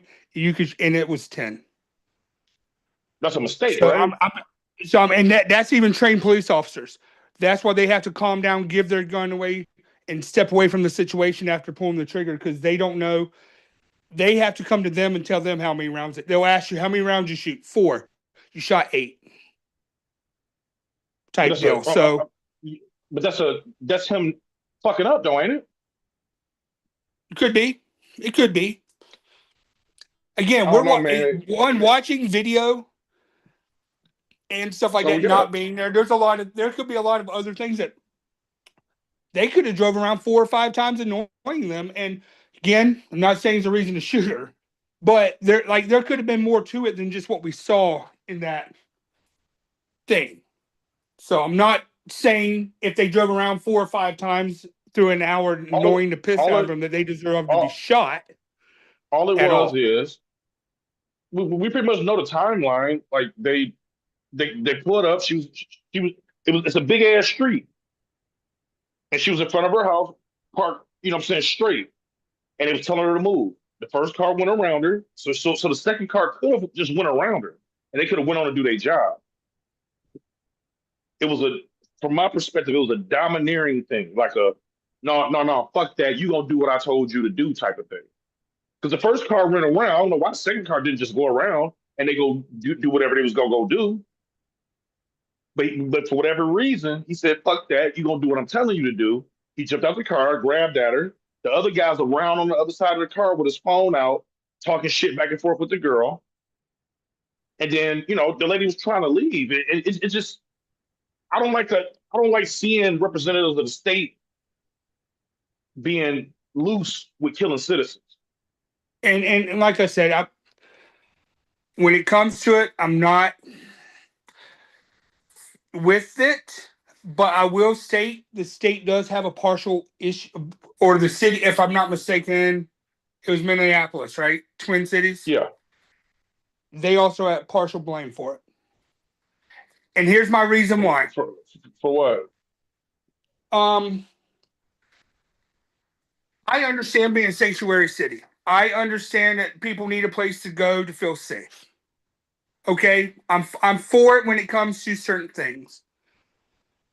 But a lot of these people in these major cities that they're going to get were arrested. I believe once you're arrested and you're trying to become a citizen, I don't care what the crime is. I'll tell you that right now. It could be DUI, it could be jaywalking. Okay, I'm going to be consistent on this thing. You should be deported back. Mm-hmm. Because we're in a foreign country, right? If we want to become citizens or even stay here on our visa, we can't even go to a protest, as you found out. Mm-hmm. So trying to come to America, you need to be on your best behavior. The cities are letting them out, and they're not letting, and then instead of handing them over to ICE. It would be a lot easier and simpler if they did it that way. But they refuse to. Right. And and trust me, there'll be a lot, because a lot of the ones that you're getting told of ICE going to the schools. Let's pause. Let's pause there for a second. Okay. They got a policy that they've voted on, or whatever, however they come to that decision, whether it's executive through the governor or the mayor or whatever. They've come to this decision. This is how we're gonna handle this business. We're not going to participate and share information we're not going to participate with federal law enforcement when it comes to these people, right? One of the reasons for it is because they wanted people, if it's an illegal immigrant, they don't want her to be just getting raped and scared to go to law enforcement because of fear of deportation and shit. They want them to be able to, have some humanity as far as dealing with the law and blah, blah, blah, blah, blah. Okay. Which I'm okay with. I understand that because some of them they're trying to get citizenship and stuff like that, and they're scared of anything that they go to the cops after. Which again is us as America's a fault that everything's a crime. Everything's not a crime, as in you come and see a cop, doesn't mean you're the bad guy, right? So I'm going to yeah, and you know what I'm saying. If I'm here illegally in the Philippines, I shouldn't be. If a motherfucker just beat my fucking ass and shit, I should be able to go to somebody without being scared that I'm just going. You know what I'm saying? Like I should. There should be some. We should be reasonable in these situations and shit, right? And I'm for that as a sanctuary city. Okay, I'm like, no, I am for that. Okay. Now, it was the what I'm crime saying is that aspect. no problem. Now, this policy has been the same over Republican administrations and Democrat administrations. Obama was halfway pissed off because they wouldn't work with him when he was trying to, to do the same thing. Mm-hmm. You don't think the difference is before ICE representatives may have thought they'd be held accountable if they did something like this, and now they're emboldened to know that they won't be held accountable? The policy is the same. It's been the same across different administrations. The only difference is this administration is saying, do what the fuck you want to do. I think that's what, instead of saying Minnesota has fought in and this. It's not just Minnesota, it's multiple states. That's just easier for me to say because we're talking about Minneapolis. No, so right. You said a policy of sanctuary cities and them not working with the federal government for criminals and people that's arrested is a factor in what causes problem. I'm saying that policy's been the same for years and we haven't had this problem. The difference is this administration. Well, they're going in without their help anyways. And that's the difference because Obama stopped dating. Again, he was known as the deporter in chief. So I am saying he did deport, but he didn't push as hard to get him out. Now, we're at the point now where Trump's overly pushing. You know Obama deported way more than Trump did? Yes. No, I agree. I agree. But a lot more governors and mayors were willing to help. No, they were not. That's true. At least from the criminal aspect, as the people being arrested. Because this being released and let go is more recent. The way that they handled their sanctuary cities did not change under Obama, Biden, or Trump. They didn't do anything different. It ain't like it's all Obama's in there, so we're gonna be because they didn't. Or if they did, I don't know. But I'm not aware of any because I know there's some of the same issues as far as Obama criticized the city saying we trying to do this and y'all not working with us. The point being made is this: something like this happens, and this is unfortunate, right?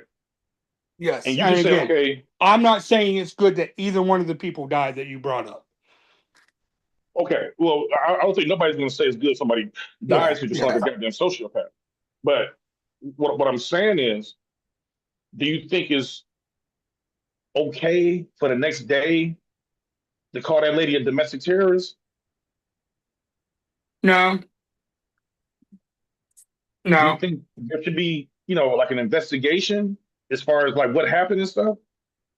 Yes. 100%. Why is this administration calling this lady a domestic terrorist from the president and from the leader of that group, ICE or whatever, in public, calling that dead lady who got a family and shit, calling her a domestic terrorist? And why is the federal government not cooperating with Minnesota to investigate what happened?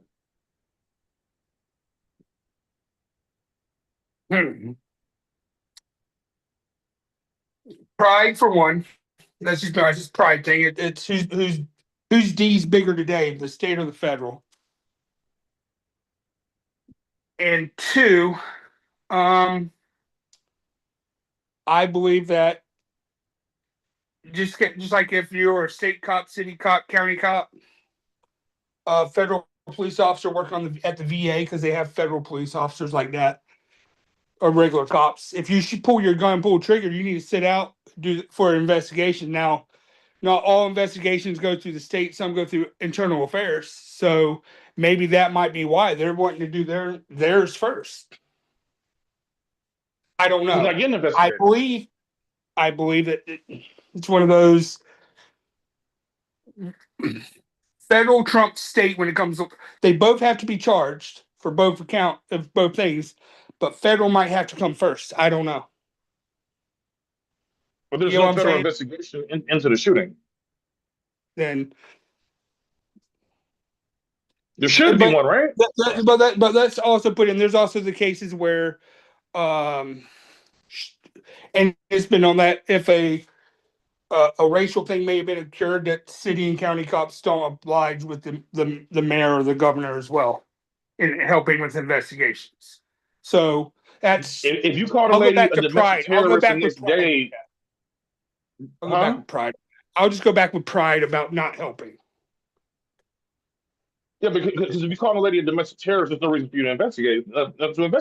She's a terrorist. What I'm saying is that the federal, the rhetoric and the physical backing of these individuals' actions. Can you imagine what's being told to these people in those briefing rooms? Oh, I know. Do what the fuck?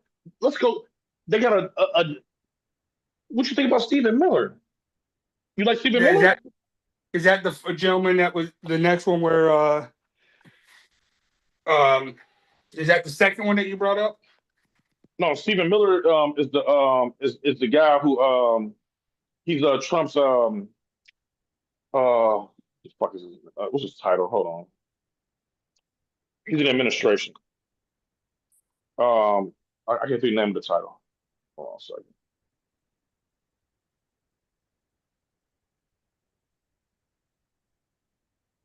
Chief of Staff for Policy, Homeland Security Advisor, and Senior Advisor to the Anti-Fraud Task Force.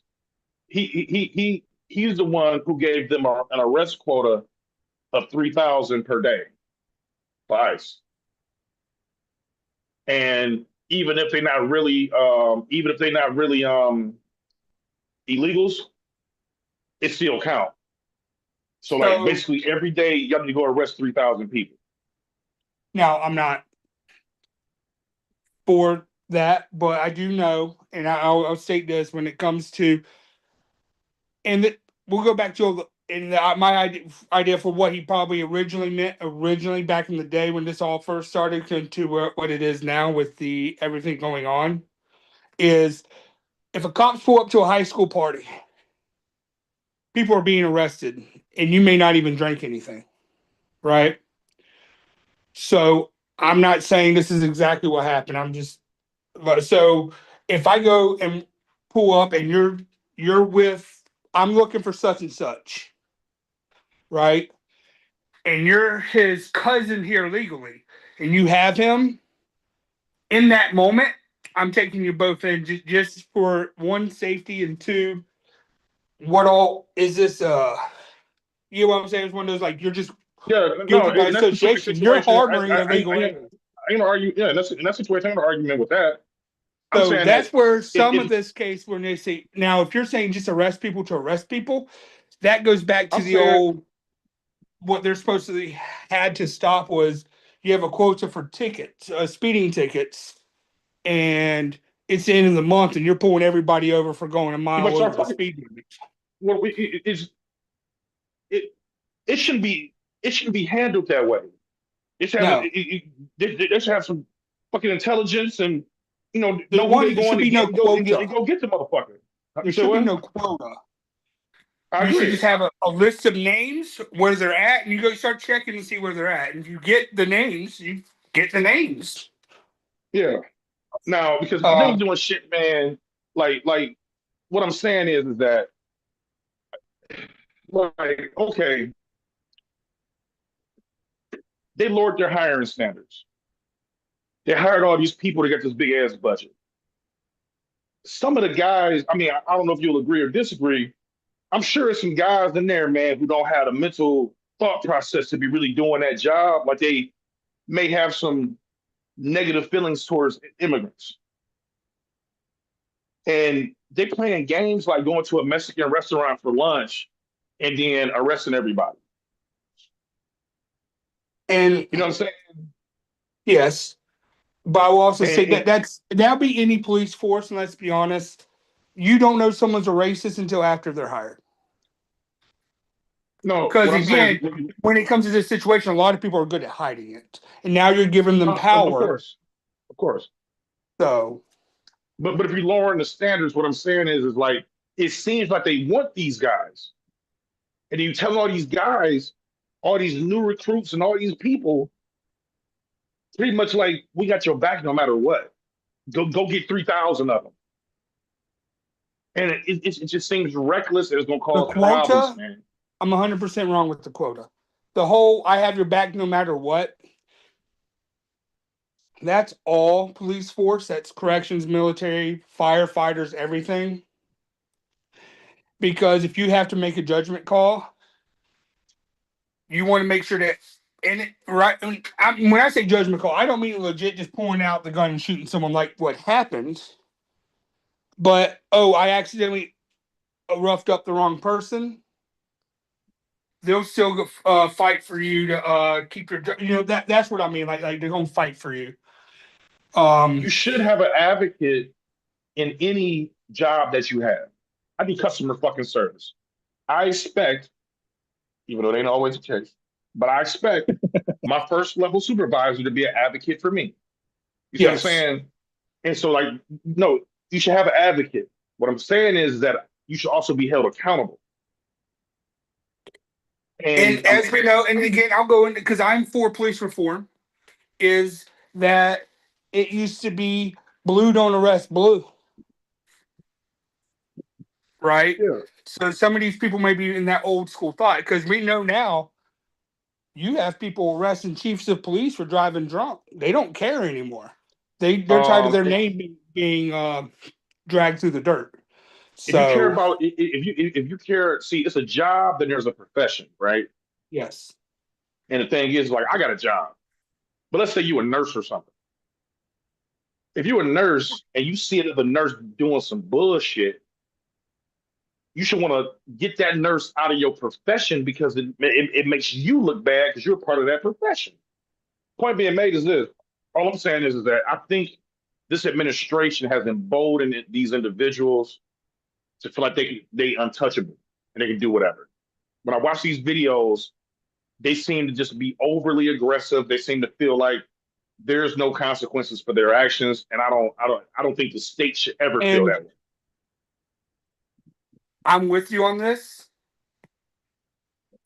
and it's a stupid reason, but I can tell you, not all the time, but why there might be a good chance of time that some of these people do have attitudes, and you're seeing it on the cameras that are in their face.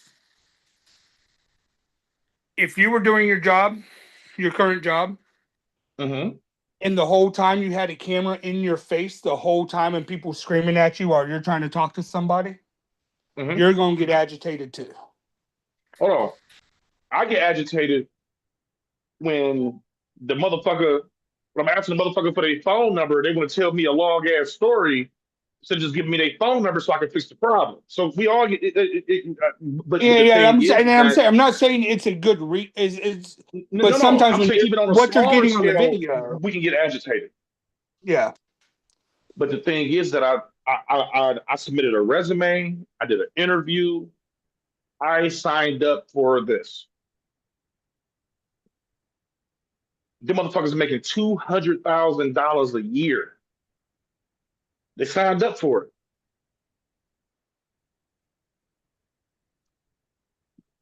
And you got too much power. You got too much power. You can shoot motherfuckers, man. You got to. All I'm saying is there should be some accountability. And I believe there should be investigations over. And this is just policing 101. I don't care if you're a street cop, rent a cop. It doesn't matter. For any shooting, you should automatically, there should be some sort of investigation. Yeah, it's a 24-hour, like everything in the book. You did everything right. 24 hours. You get 72 hours off or a week off to go cool down. Go see a therapist. Yeah. You give you some time off to see therapists, but that should be protocol across the board. Now the Alice Pretty one, that's just fucked up, right? Again, I didn't watch it. I'm not gonna lie, I didn't watch it. I know some sort of thing that he had an issue the day before or a couple days before with him. He did get was it arrested or something? No. Like a misdemeanor. It was a misdemeanor. And he reached for something in his pocket while fighting on the ground. That's all I know. Oh well, let's go to the tape. I know. I mean, that was he got shot in what, back of the head? Because there was a cop on him or something. It was a big mess. Shit. But let's go to the tape. Capturing the scene, the Trump administration is defending the officers.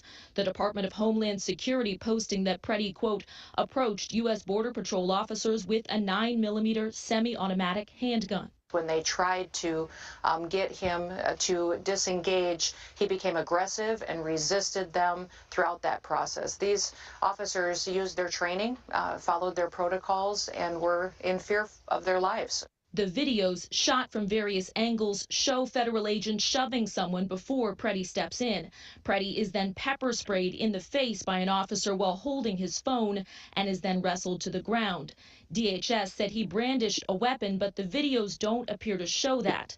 This one does show an agent appearing to remove a gun from Pretty's back waistband seconds before the shots are fired. Local officials say Pretty had a permit to carry, and groups like the Gun Owners of America are defending his right to bear arms while... Actually, okay, there's two things there. There's two things. One, when they say brandish a firearm, doesn't mean that they've seen it on his hip. So that's probably what they meant by brandish of the gun. Didn't say he reached for it. It just said brandish showed it. So they saw the gun on his hip. I'm not saying that's a reason to shoot him. I'm breaking down what they're saying. Keep on. And then that one gun group isn't. No, you skipping something. What's that? The officer came and took the gun off of him. Yeah, that's protocol. That's protocol. You see a gun, there's a hold on. They saw the gun, they pulled the gun off of him, and then he got shot. Oh, I'm not saying the reason for them shooting there. I'm just breaking down things that they're saying that in the video is incorrect. Okay? Or not incorrect, but they didn't state correctly, right? Also, if you get the so the administration lied, right? Yeah. I'm breaking down I'm breaking down the I am for gun rights. I'm breaking down that aspect of when they say brandish, they're trying to make it seem like he pulled the gun out. That's what they try to make it sound like. No, they saw it on his hip. They were trying to get it off of him. Hence why any scuffle, they're going to take the gun off the guy. They did take it off of him. Yes, no, I agree. That's what I'm saying. And then after that, he shouldn't have got shot, right? Group, no, he shouldn't. Okay. And then the thing about if the course to get your certificate to carry states you're not allowed to go to any protest because a protest is supposed to be non-violent, right? Going with a gun wait a minute. Is a form of violence. So you against Kyle Rittenhouse then?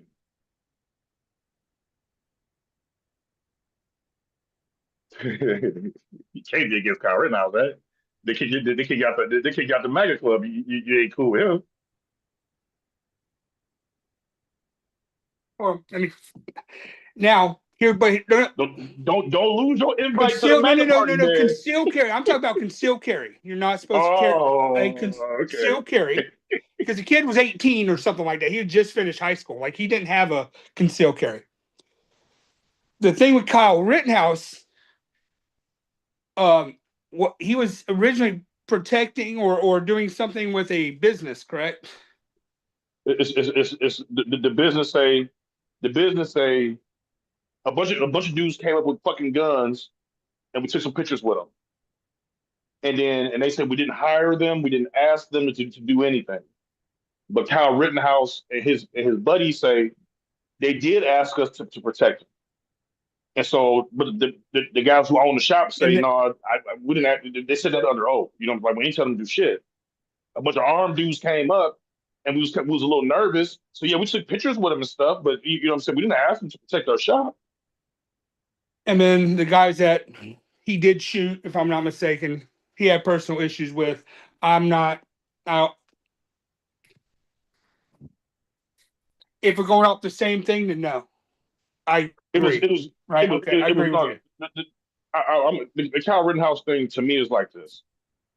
It was a video of him like the day before, and it was some people breaking in a store in a liquor store or something. And he's like, "Oh, I wish I had my AR with me right now." But they didn't allow them to add that to the fucking to the court.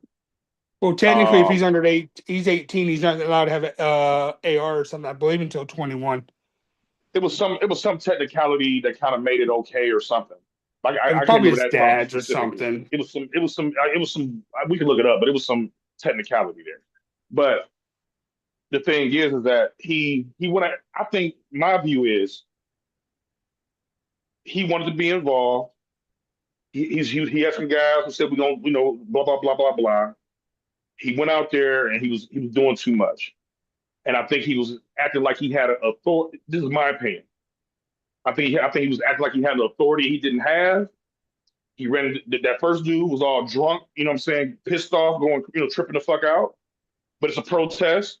Maybe he emotionally involved. He drinking, he's tripping the fuck out. And the thing that's murky is they say that he pointed his gun at him, and his reaction was to run at him and try to disarm him, and he got shot. Then he shot another dude, and then he was running, and then the third dude thought it was an active shooter, and then when he encountered Kyle shot his ass, and so it just seems like some totally unnecessary shit. But I think, going to a you had a protest, you pissed off, you blah blah blah about whatever's going on. That's why guns should not be. That's why guns are not welcome or not, because any form of gun is a form of violence, even if you're not brandishing it. So that's why guns should not be. Because let's be honest, those protests went violent quick, anyways. So that's another conversation. But if like you making a problem worse. You know what I'm saying? You show up with a gun and like you directing traffic or some shit, and you politically disagree with me about whatever we protest, and you is likely to cause a problem. I have a take a little different from with Rittenhouse, because I believe it was a personal thing, because one of the kids was one of the guys that he killed had I'll put it like this, should belong in a lawn chipper. That's how I'll put it. He should belong in a lawn chipper. He didn't know that. I think they knew each other. So I'm thinking he may have tried. There's nothing to support that. Oh, no. I said my personal. I said my personal. It didn't come up in court. I don't think Kyle was on a fucking vendetta. I think it just turned out that way. He was, I'm not mistaken. 11 states, Washington, D.C. I'm sorry? I said, I think he was like the first or second one. I think that. It was, yeah. He had the skateboard. I don't think he was on a mission to go kill child molesters, though. Yeah. It's 11 states where you can't have a concealed carry at a protest. I'm sorry? And it's all the same. It's the same company that teaches it. That I think Florida's one of them. Well, Florida, you don't even have to have a permit anymore to carry. Yeah, Florida, you do whatever. Florida, Texas, yeah, they just made it legal. You could carry without. But you still have to be of age. You have to be of age. Minnesota's one of them too. So. Yeah. But you still can't be a felon. You can't have drugs on. Like, you can't be drunk. There are criteria still. Yeah. Definitely. Everyone that I know is drunk is carrying, but hey. Okay, we even got Kyle Rittenhouse in there. I'm trying to think of the other. Again, that's a conspiracy theory of mine. Is it was a person? Yeah. Now, when you say voter ID, yes, are you talking about showing like a driver's license before you vote, or are you talking about the legislation that they're proposing, the SAVE Act, where Donald Trump say I ain't gonna sign up until y'all passes? You talking about the SAVE Act, or are you talking about just simply showing some type of identification? Showing ID, because you need ID for so much, and for them to make it sound like Hispanic people or Black people can't get IDs, to me is just ridiculous. I don't know how. No, I think there's people that go out on the street. There's people that go out on the street. That's sort of what you're doing here, questioning me. They're doing the street reporters, and there's regular people on the street say, "Do you support ID?" And there are people who said no because they don't know where to get it. I'm like, you have to have ID to buy alcohol, tobacco, to open up a bank account, which I know not everybody has a bank account. No, not everybody drinks. To drive a car, to travel, you gotta have ID to almost do anything. And you're gonna tell me, and when I say ID, I don't mean driver's license. I just mean a photo ID. No problem. State issued, federally issued. Because if you're military, you get a federal ID, passport. When they say, I don't think I've never heard a politician say Black people don't know how to get ID. No, except regular for Republican. People. It's regular, because that's people regular people's mindset. The politicians may not believe that, but the people that vote for them do. Okay. I haven't heard, and we can pull it up or whatever. I said it doesn't exist. People say all kind of crazy shit. I'm not aware of it being a thing where they say Black people don't know how to get ID. Now, I have heard it stated where they say, if we look at people who have their documents, there's a higher percentage of Black people who don't. I don't think those two things mean the same thing. So, like, if you ain't got no ID, you gotta have your birth certificate, you gotta have a utility bill, and you gotta basically take a day off and spend a fucking day at the fucking DMV or whatever. But everybody does. It's not like they're just picking out the black people, poor Black people, poor white people got to do it. Hispanic, that's what I'm saying. Like, they're not just pointing out one. Everybody has to go get their ID renewed. Get one. It's just one. Everybody has to get. It's not like they're just picking on one person. Everybody has to do it, and the poor white person. Everybody has to. Wait. We say everybody has to do it. There's no law saying you gotta have ID on you, right? No. I'm saying to get an ID, you have to go do said thing to do. That's what I'm saying. To have an ID. Right. So, so can we agree that process is probably more difficult for a poor person? Yes. Can we agree that process is probably more difficult for an elderly person or a person who live like in a rural area? Yes, I do believe that they could probably make it a lot better. Right, and so the only thing it gets restated in a way that's unreasonable. To where they say, well, they say Black people can't get ID. No, all they're saying is that it's more difficult for poor people to complete the tasks necessary to replace an ID, and it just happens to be more poor Black people. That's really all it is. Later today, I'll look for the clips and send it to you so you can watch it when you get up. But it's just one of those things, like, you just need an ID to do so much. And for something of how important voting is and how easy it is for someone to cheat the system, and I vote here, then I can go the next. I'm not saying everyone does it. The very few do it, but you do have those that will vote 2 or 3 times in different counties because it's very lax.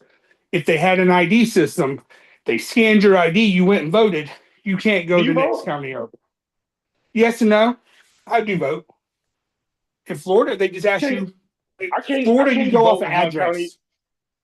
I can't vote in one county and then go to other county and vote.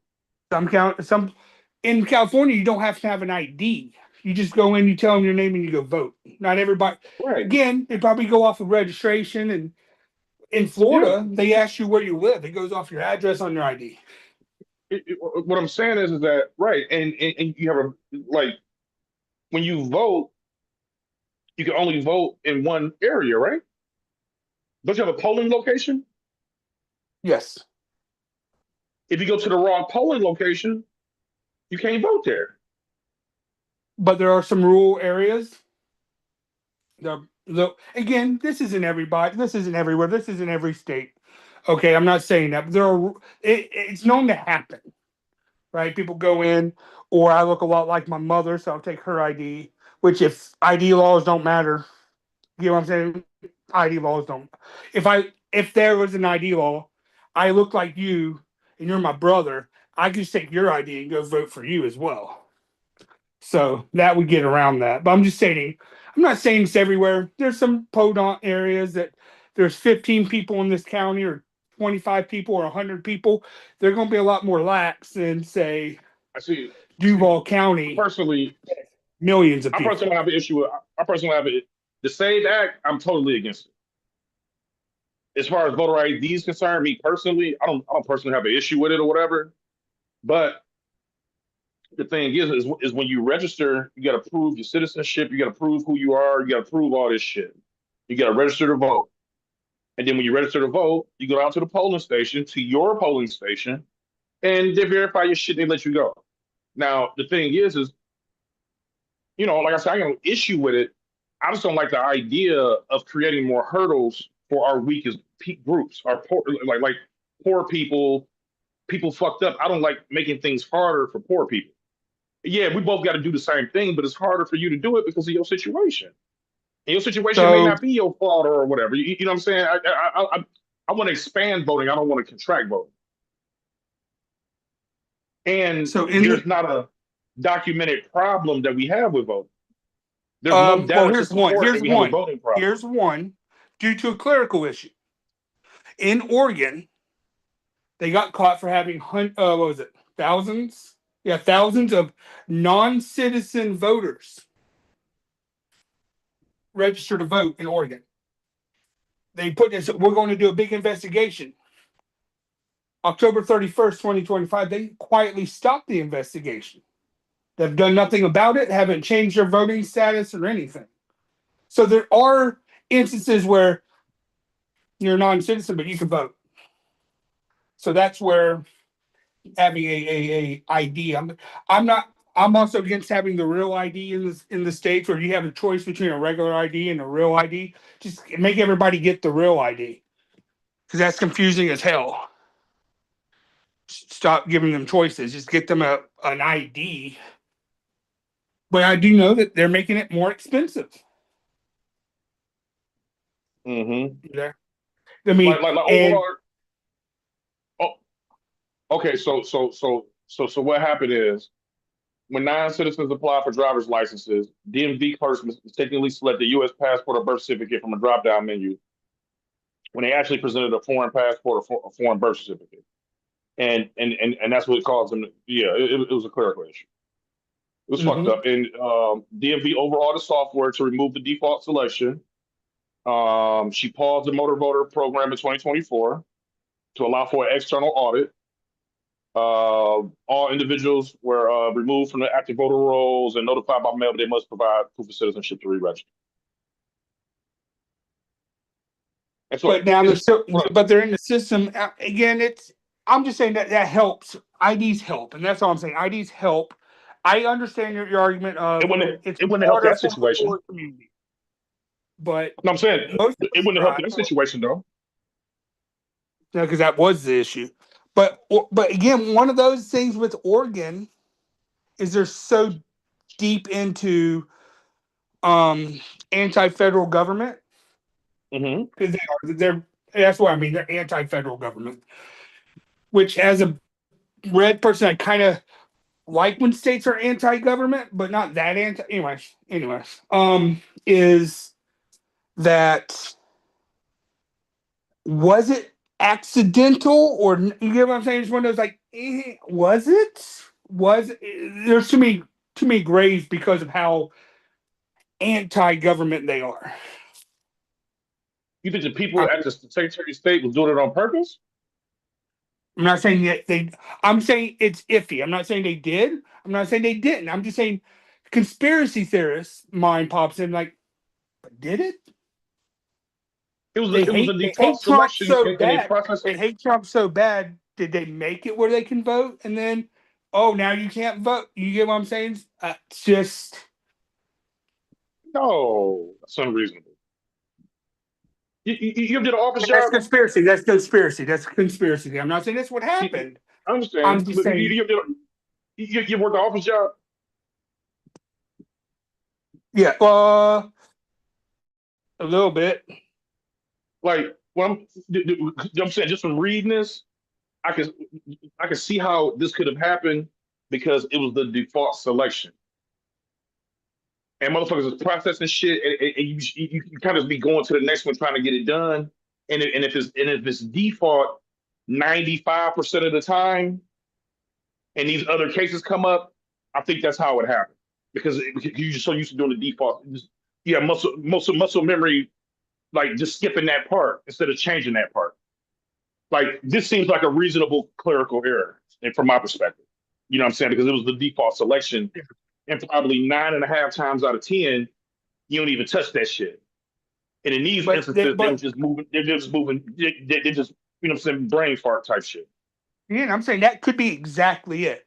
But you also got to look at the other side of the aisle, what they see, because of all the claims that have been made over the last, let's just be honest, 3 elections. Not saying they're legit. I'm just saying because of what you've heard the last 3 elections. And then you see something like this. Now you can say, well, is it a clerical? I'm just saying, is the argument there for you to start to see why extreme right, I don't mean the racist extreme right, I'm just talking about the people that are straight MAGA, they believe everything Trump says, and they see something like this, or like, see there, he told you. And there's an evidence showing it, and I'm not agreeing that it happened that way. I'm just saying it happened. They caught it. They fixed it. They removed it after the election. This happened after the election. That they stopped it because it said in October of 2024. I think you said, or something like that. They noticed it. You know, government. I don't care if it's state or federal. Nothing happens immediately unless you owe them money. So they January 1st, 2025. Is that when it? You know what I'm saying? It's just I'm gonna find out now. You get what I'm saying? It's one of those like, now the election's over, can't vote next time. Are bad for letting you vote because if you're in the system saying that you can vote, you're getting stuff with your name on it saying go vote. Mm-hmm. So accident, not. And again, I'm just putting conspiracy theory. I'm not saying it was purposely done in Oregon, but I would say it's more blue than California. Nothing's more blue than California. The DMV learned about the errors in August 2024, 3 months before the November 2024 election.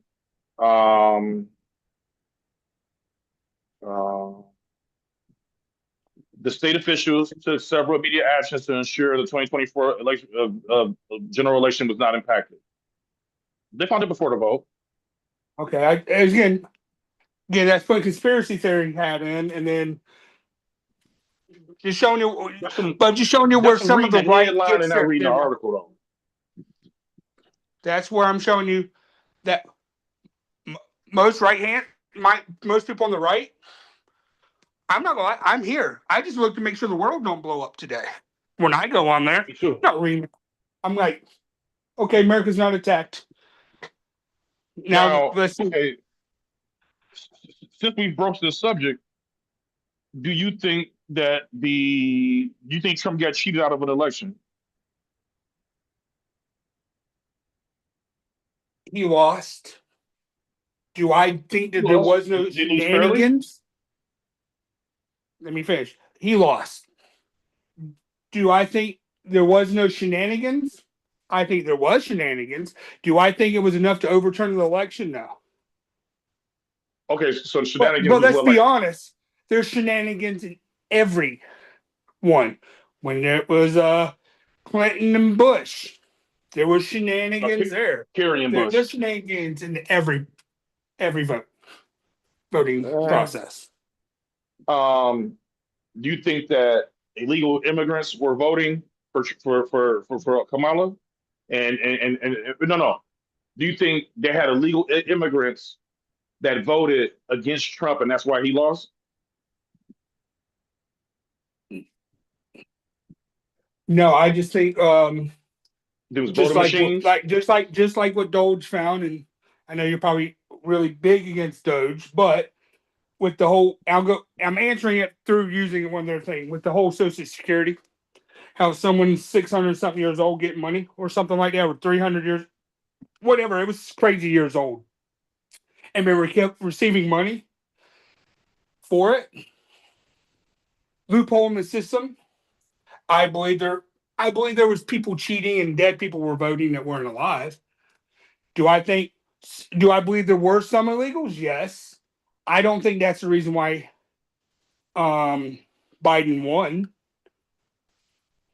I think COVID's the reason Biden won. COVID happened under Trump, and too many people were tired of being at home. Problem is, nothing changed when Biden came in office because it was still so young within it lasted 3 years. 1 year with Trump, 2 years with Biden. So nothing truly changed. The arguments came down to state issues, not federal issues. How it should have been to begin with. I think Donald Trump is a great marketing guy. I think Donald Trump is before the election, my view of Donald Trump. You know what I'm saying? He's a great marketing dude. I think Donald Trump is he was a reality TV show guy. Which you already told me your view on that. Well, I'm just saying, I don't think he was qualified to be leader of the free world. And, I think that he had his administration and I think the structure of our government masked a lot of errors and stopped him from doing a lot of things that would have made things worse. But I think that he got in there, didn't know what the fuck he was doing. And I think people recognized it and voted the other way. I think when Biden got in, the first thing I said, I think Trump's a good marketer. I think they marketed Biden as being inept and stupid and old. And I think the achievements and the positive things that Biden did under this administration got overshadowed. And I think it made the average voter not really be excited to go vote. I think changing to Kamala a month before the election was a horrible idea. And I think that 30% of the country are Trump loyalists. And I think every one of those 30% went out there and voted. And I think too many people sat on the couch and Trump got back in. I think that's what happened with Trump's second time going out. Too many Trump loyalists, like, he's going to win it, I don't need to go vote, and he didn't. Well, Trump told people not to vote. That's why I'm like, I mean, and the thing is, like, and another thing too that helped Biden get in, the reason why I say COVID was one of the reasons is because the mail-in voting, the ability to vote with less effort without having to get up and get off the couch. I think more people participated. It was an easier process. I'm for a certain type of voting, but I get why they don't use it because it's too easy to F with. I would be for at-home voting digitally, but too many hackers out there and too many people will destroy the election. What's the problem with mail-in voting? No, I didn't say mail-in. I said digital voting. Oh, okay. Vote from your house. I said too many hackers in this world. Yeah, our election will be destroyed. But you want to have it. You want to have some type of paper backup to an election. Or I'm for digital in person. Like you go to the voter house and you put because a lot of people don't, because if you don't fill in the bubble correctly, they throw it away and stuff like that. No, it's touchscreen voting machines. That's what I'm saying. I'm for that in person though too. I believe it should close at midnight and be open for 24 hours if you're going to do one-day voting, or make it 2 weeks. Give me 2 weeks because my schedule might be freaking backwards than everybody else's, and I can't get off during those hours or that day. Give me 2 weeks or at least 1 week. You know what? To go in, vote. Me and you got an argument on that. It should be made more convenient and easier to vote. The thing about teachers work from 7 a.m. to 7 p.m. Polling closes at 8. They have to get across town. It ain't happening. And then depending on what neighborhood you in, you might be standing in line for fucking 3 hours. And then they'll close it right before, because just because you're in line doesn't mean you're voting. You're supposed to. No, in Detroit, it do. If you in the line, you get to fucking vote. But who's to say you've been in line the whole time? You didn't run up there to the end. They got the people who will stop you from entering the line. Oh, gotcha. Okay. Yeah. Because and I think hold on, I think on the Social Security thing, talking about this one does. Hold on. Let me play this real quick. I know in Florida. Okay. Let me play this real quick.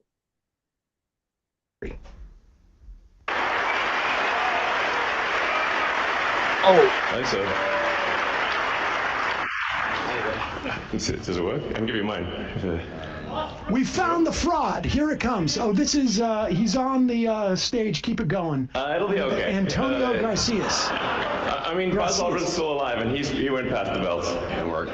Is it working? Yeah, it's on now, yeah. There you go. So, Antonio, can you tell us what you... Antonio's helping out with the Social Security. So just trying to review Social Security, where you may have heard that we found 20 million dead people marked as alive in the Social Security database. This is so crazy. Pause it.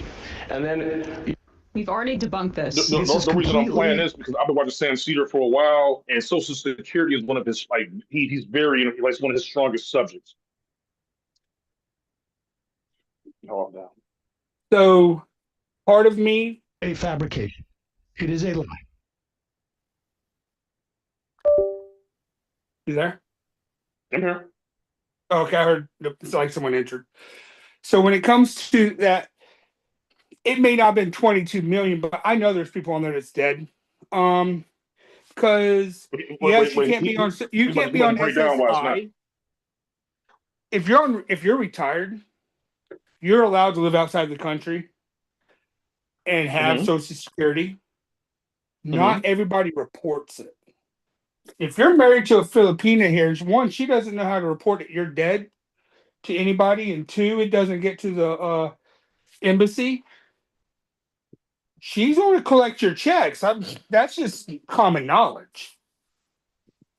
Well, yeah, in a situation like that, that's what I'm saying. Like, maybe it might have been 22 million people, but I could see it happening. Yeah, something like that. Yeah. Okay, yeah. Yeah, I mean, but it's still 22. Even if it's in the States, not everybody reports everything. I lived in Montana, and my divorce decree is in Montana. For me to get a copy of my divorce decree, I have to go to Montana. They don't do digital, or they didn't do digital for the longest, because there's still there's only 1.5 million people in the fourth largest state. Yeah, they still ride horseback in some places, it seems. So it's one of those things like, not everything is going to be reported the same. It may, or it gets sent and it's lost in the mail, or she's not going to send it. You think those stop that? Can stop that? So all they will do. So here's what Social Security. you die, and your wife here, she know what the process for you to whatever. No, it's still going to happen. It's still going to happen. He just pointed out that they found this. That's all it was. They found it. No, what I'm saying is it's up to the Trump administration to end it. The reason I was playing the video is to show that he was full of shit. Now, again, I'm not saying it was 22 million sound like a lot, but I am saying he did. Yeah, he's probably full of shit. A problem? But I'm saying it's out there. 100,000 maybe, even more because people die every day, even overseas. It's 300 million people in the country. You know what I'm saying? And we just pulling 100,000 out of our asses.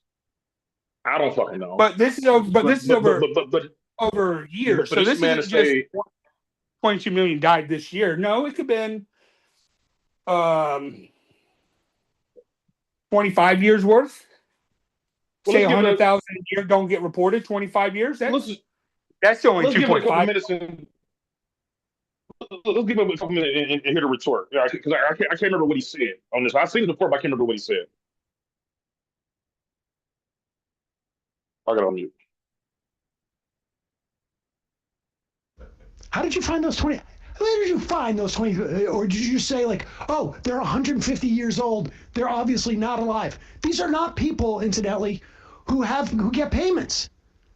There's just like no reason to go and pull them out and expend resources on that. And the 150-year-old thing that they keep returning to is Elon being just lying. He's lying to the public because he has some familiarity with coding. He's not the greatest, but he has some familiarity. And COBOL, when there is an incomplete data and missing with the year that is in the input, they put that set year, which makes it default to like 1875 or they something. Default to that year, which he's now claiming is instances of people receiving fraudulent Social Security checks, even though that's quite obviously not what the data system says. So that's why he's very careful to say there's 20 million dead people in the system, but he doesn't claim they're getting payments. So he knows he's lying. Yeah. But he continues on. So crazy. And then you'll notice there's a strange trend here, where how many Social Security numbers were issued. Okay. All right, now they're going to show that there were more Social Security numbers issued in 2024 than in 2021, when we weren't letting legal residents into the country, when nobody was traveling into the country because of what was that? COVID. Global pandemic. Remember that? Yeah. You may have heard that we found 20 million dead people marked as alive in the Social Security database. This is so crazy. And then you'll notice there's a strange trend here, where how many Social Security numbers were issued. Do you want to? Yeah. So let me tell you what happened here. We started at the top of the system. You want to talk about a lot of me. We started at the top of the system, mapping the whole system of Social Security to understand where all the fraud was. And put a there's a lot of great people there that showed us really a lot of waste. And so that came with a big list of stuff we're working on. You've heard some of that already, but this is what jumped out at us. Get too low. When we saw these numbers, like, what was this? Thank you. In 21, you see 260,000 people. Goes all the way to 2.1 million in 24. These are non-citizens that are getting Social Security numbers. Yeah, this is a mind-blowing chart. Yeah, just like even me and you sitting here can say, okay, it's unlikely these 20 million people getting benefits. Yes. Why is he presenting it that way to you? Political reasons. Both sides do it. They'll skew a number here or there to make their side look better. And that's just. He's misinforming you to feed misinformation.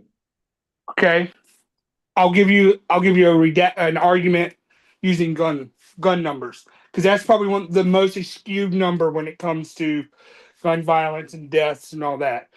They'll say this many people die from gun violence. 75% gun violence is suicide. Right? Mm-hmm. they don't state that. They put that as the whole number of people.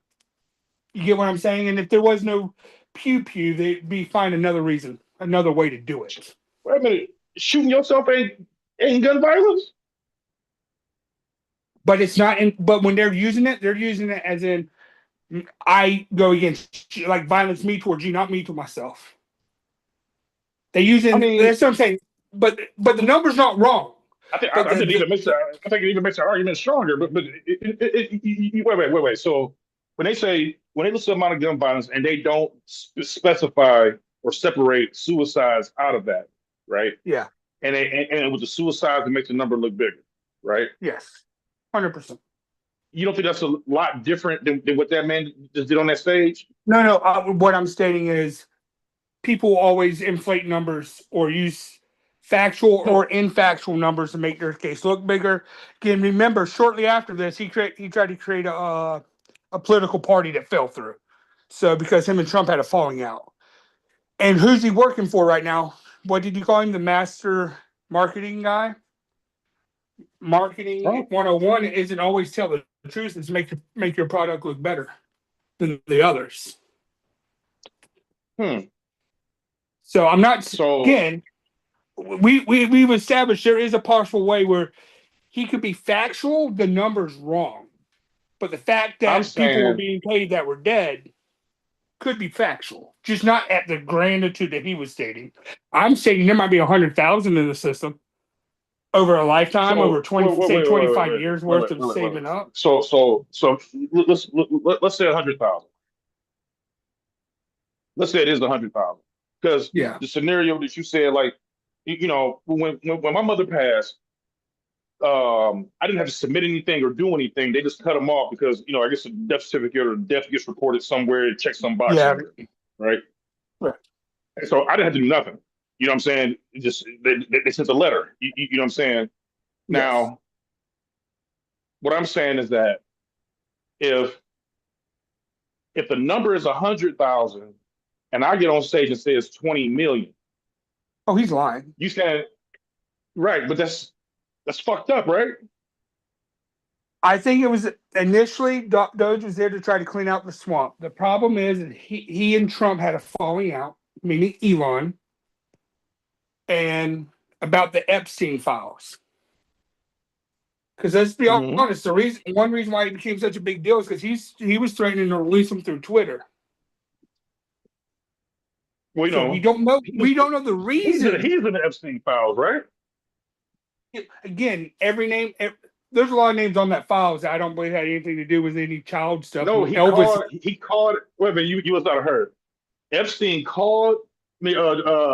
Musk called Epstein on Christmas morning, asking him when is the best time to go to the craziest party you be having out there. Oh. But I mean, there was a falling out, and it did have something to do with Epstein because shortly after the Epstein file thing was coming out, he's like, "I'll release it on I use X every day, so I remember when that happened. Yeah, so it's one of those things like that's when the falling out happened. And I know they mended what I'm to a saying degree, is but I'm more so focused on the decision making of the leader of the free world. He got this dude who has no background in accounting or nothing for auditing shit. He's a guy who fucking, do cars and PayPal and all type of shit. And like, he's a goddamn immigrant.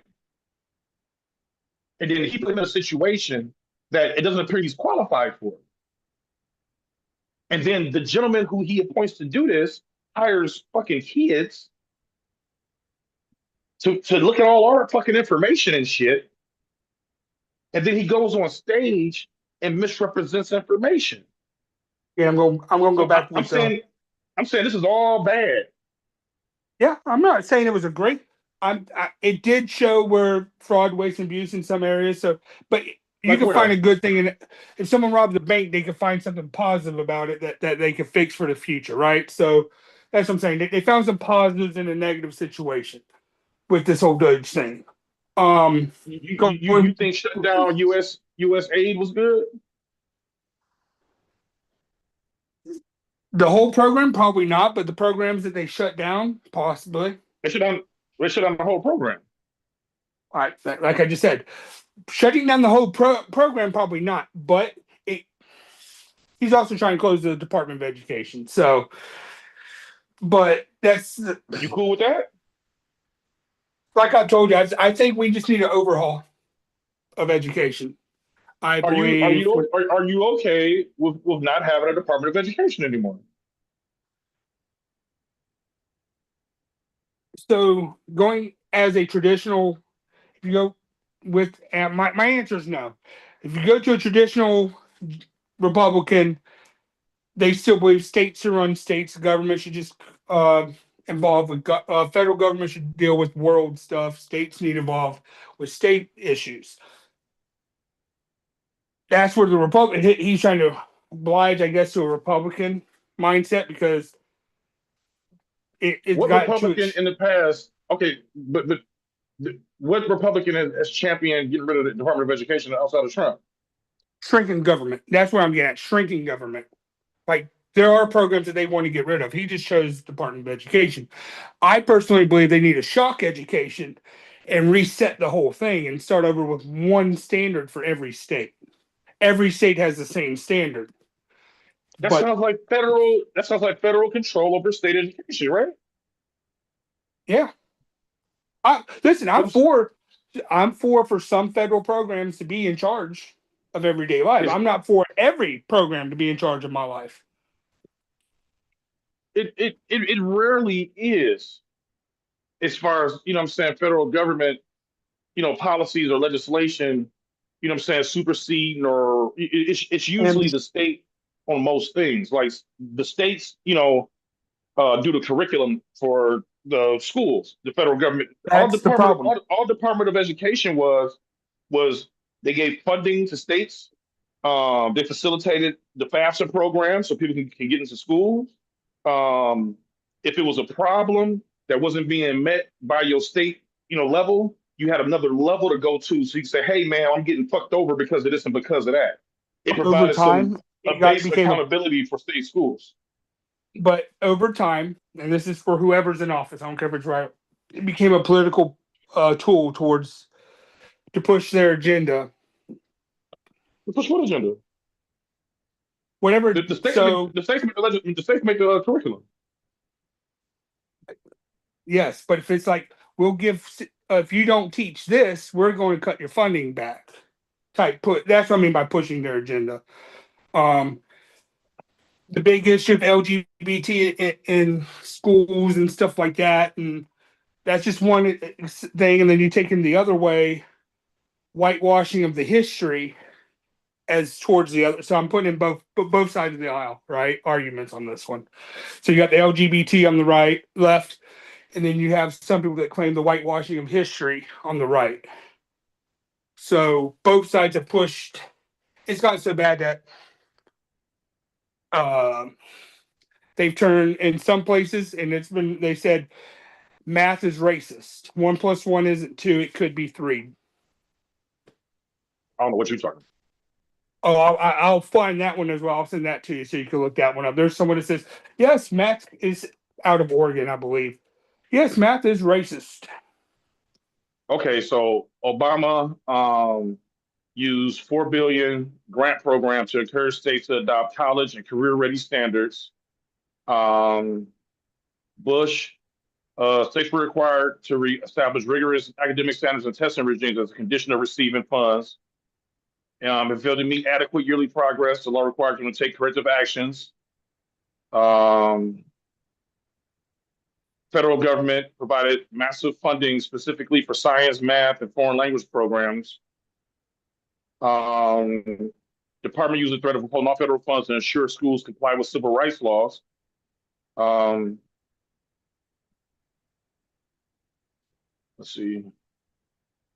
So I'll tell you a case in Florida. $7 million. I'll tell you a case in Florida.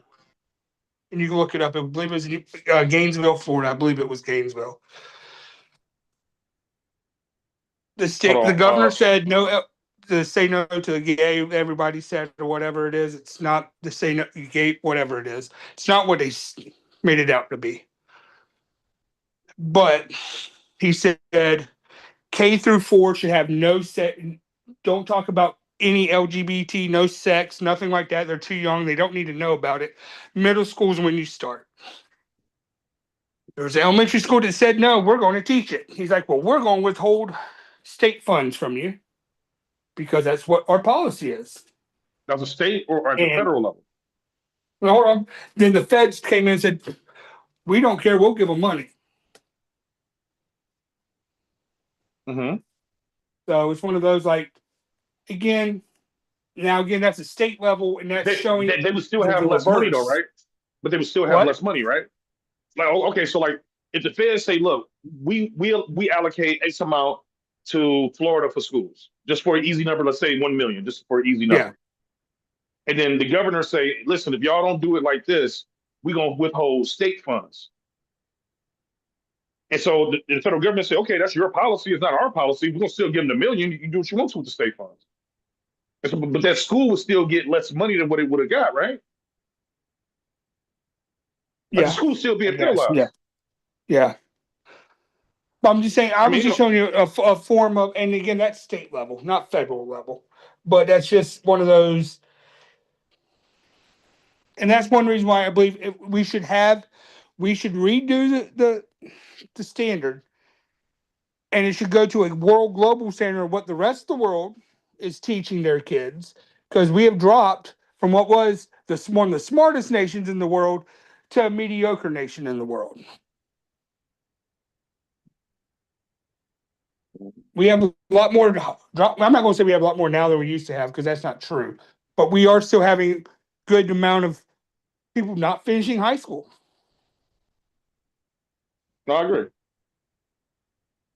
And that's inner city and country living. I go work at McDonald's. At least I'm making money. They care a lot more about money or becoming TikTok famous, reality famous, which we've discussed that off of this before. But it's just one of those things. I just feel like we can end it with this, because I believe you need to go to get some sleep, and it's about time to go get me some lunch. Is we disagree on quite a bit, but the one thing I think we both agree on is we just want America to be better. How that better is might be different, but I care about my family. You care about your family. I want my daughters to grow up and be happy, healthy, and whatever they can do, they want to do.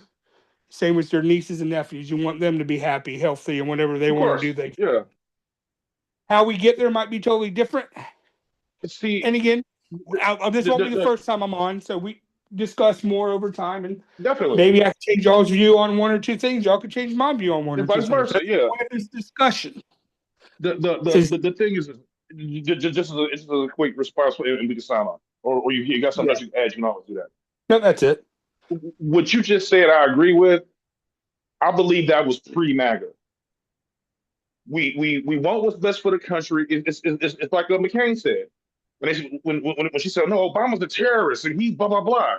They said, look, this is a good guy. We just disagree on how to move the country forward. He believes we should do it one way. I believe we should do it one way, but we both want the same thing. I believe that was the way it was pre-MAGA. This MAGA shit, man, is something different. I believe there's two red people out there that will get back closer. Let's be honest, no matter what, MAGA's going to have some sort of influence on the Republican Party from here on out. But get closer to the traditional Republican, I believe there's two candidates out there in the future that may do it. One's part of the current administration, Rubio. And then the guy who ran that they called the Indian Trump. Cannot pronounce his name. He's running for the governor of Ohio.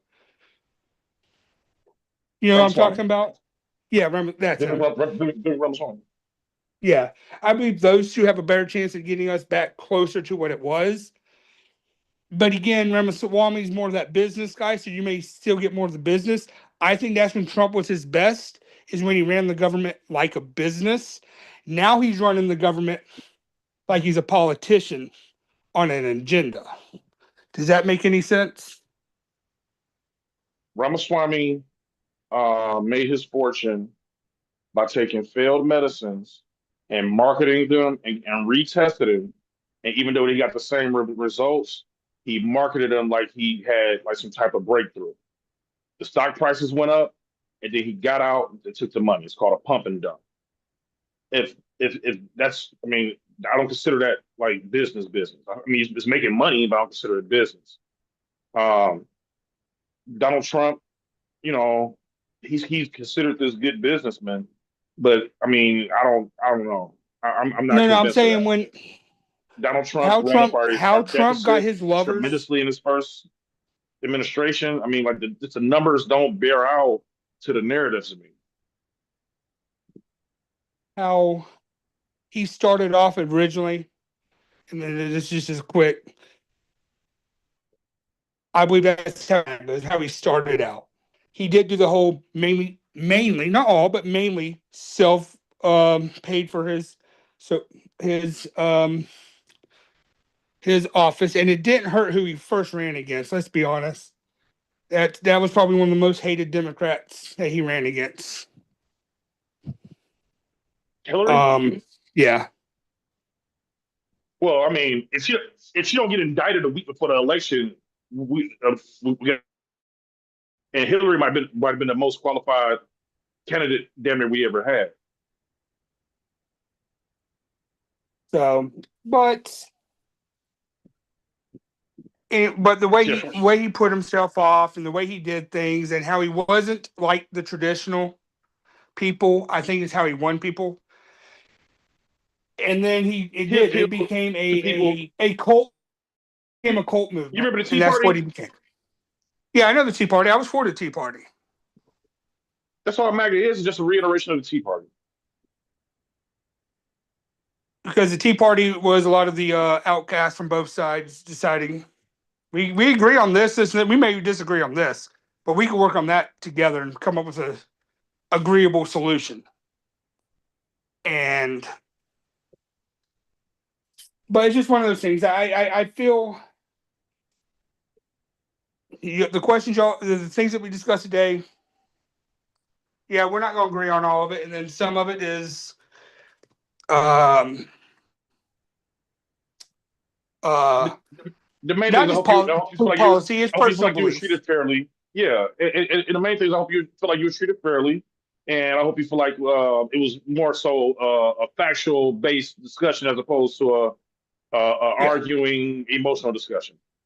Yeah, because I did have me and the one guy agree on this on part of it.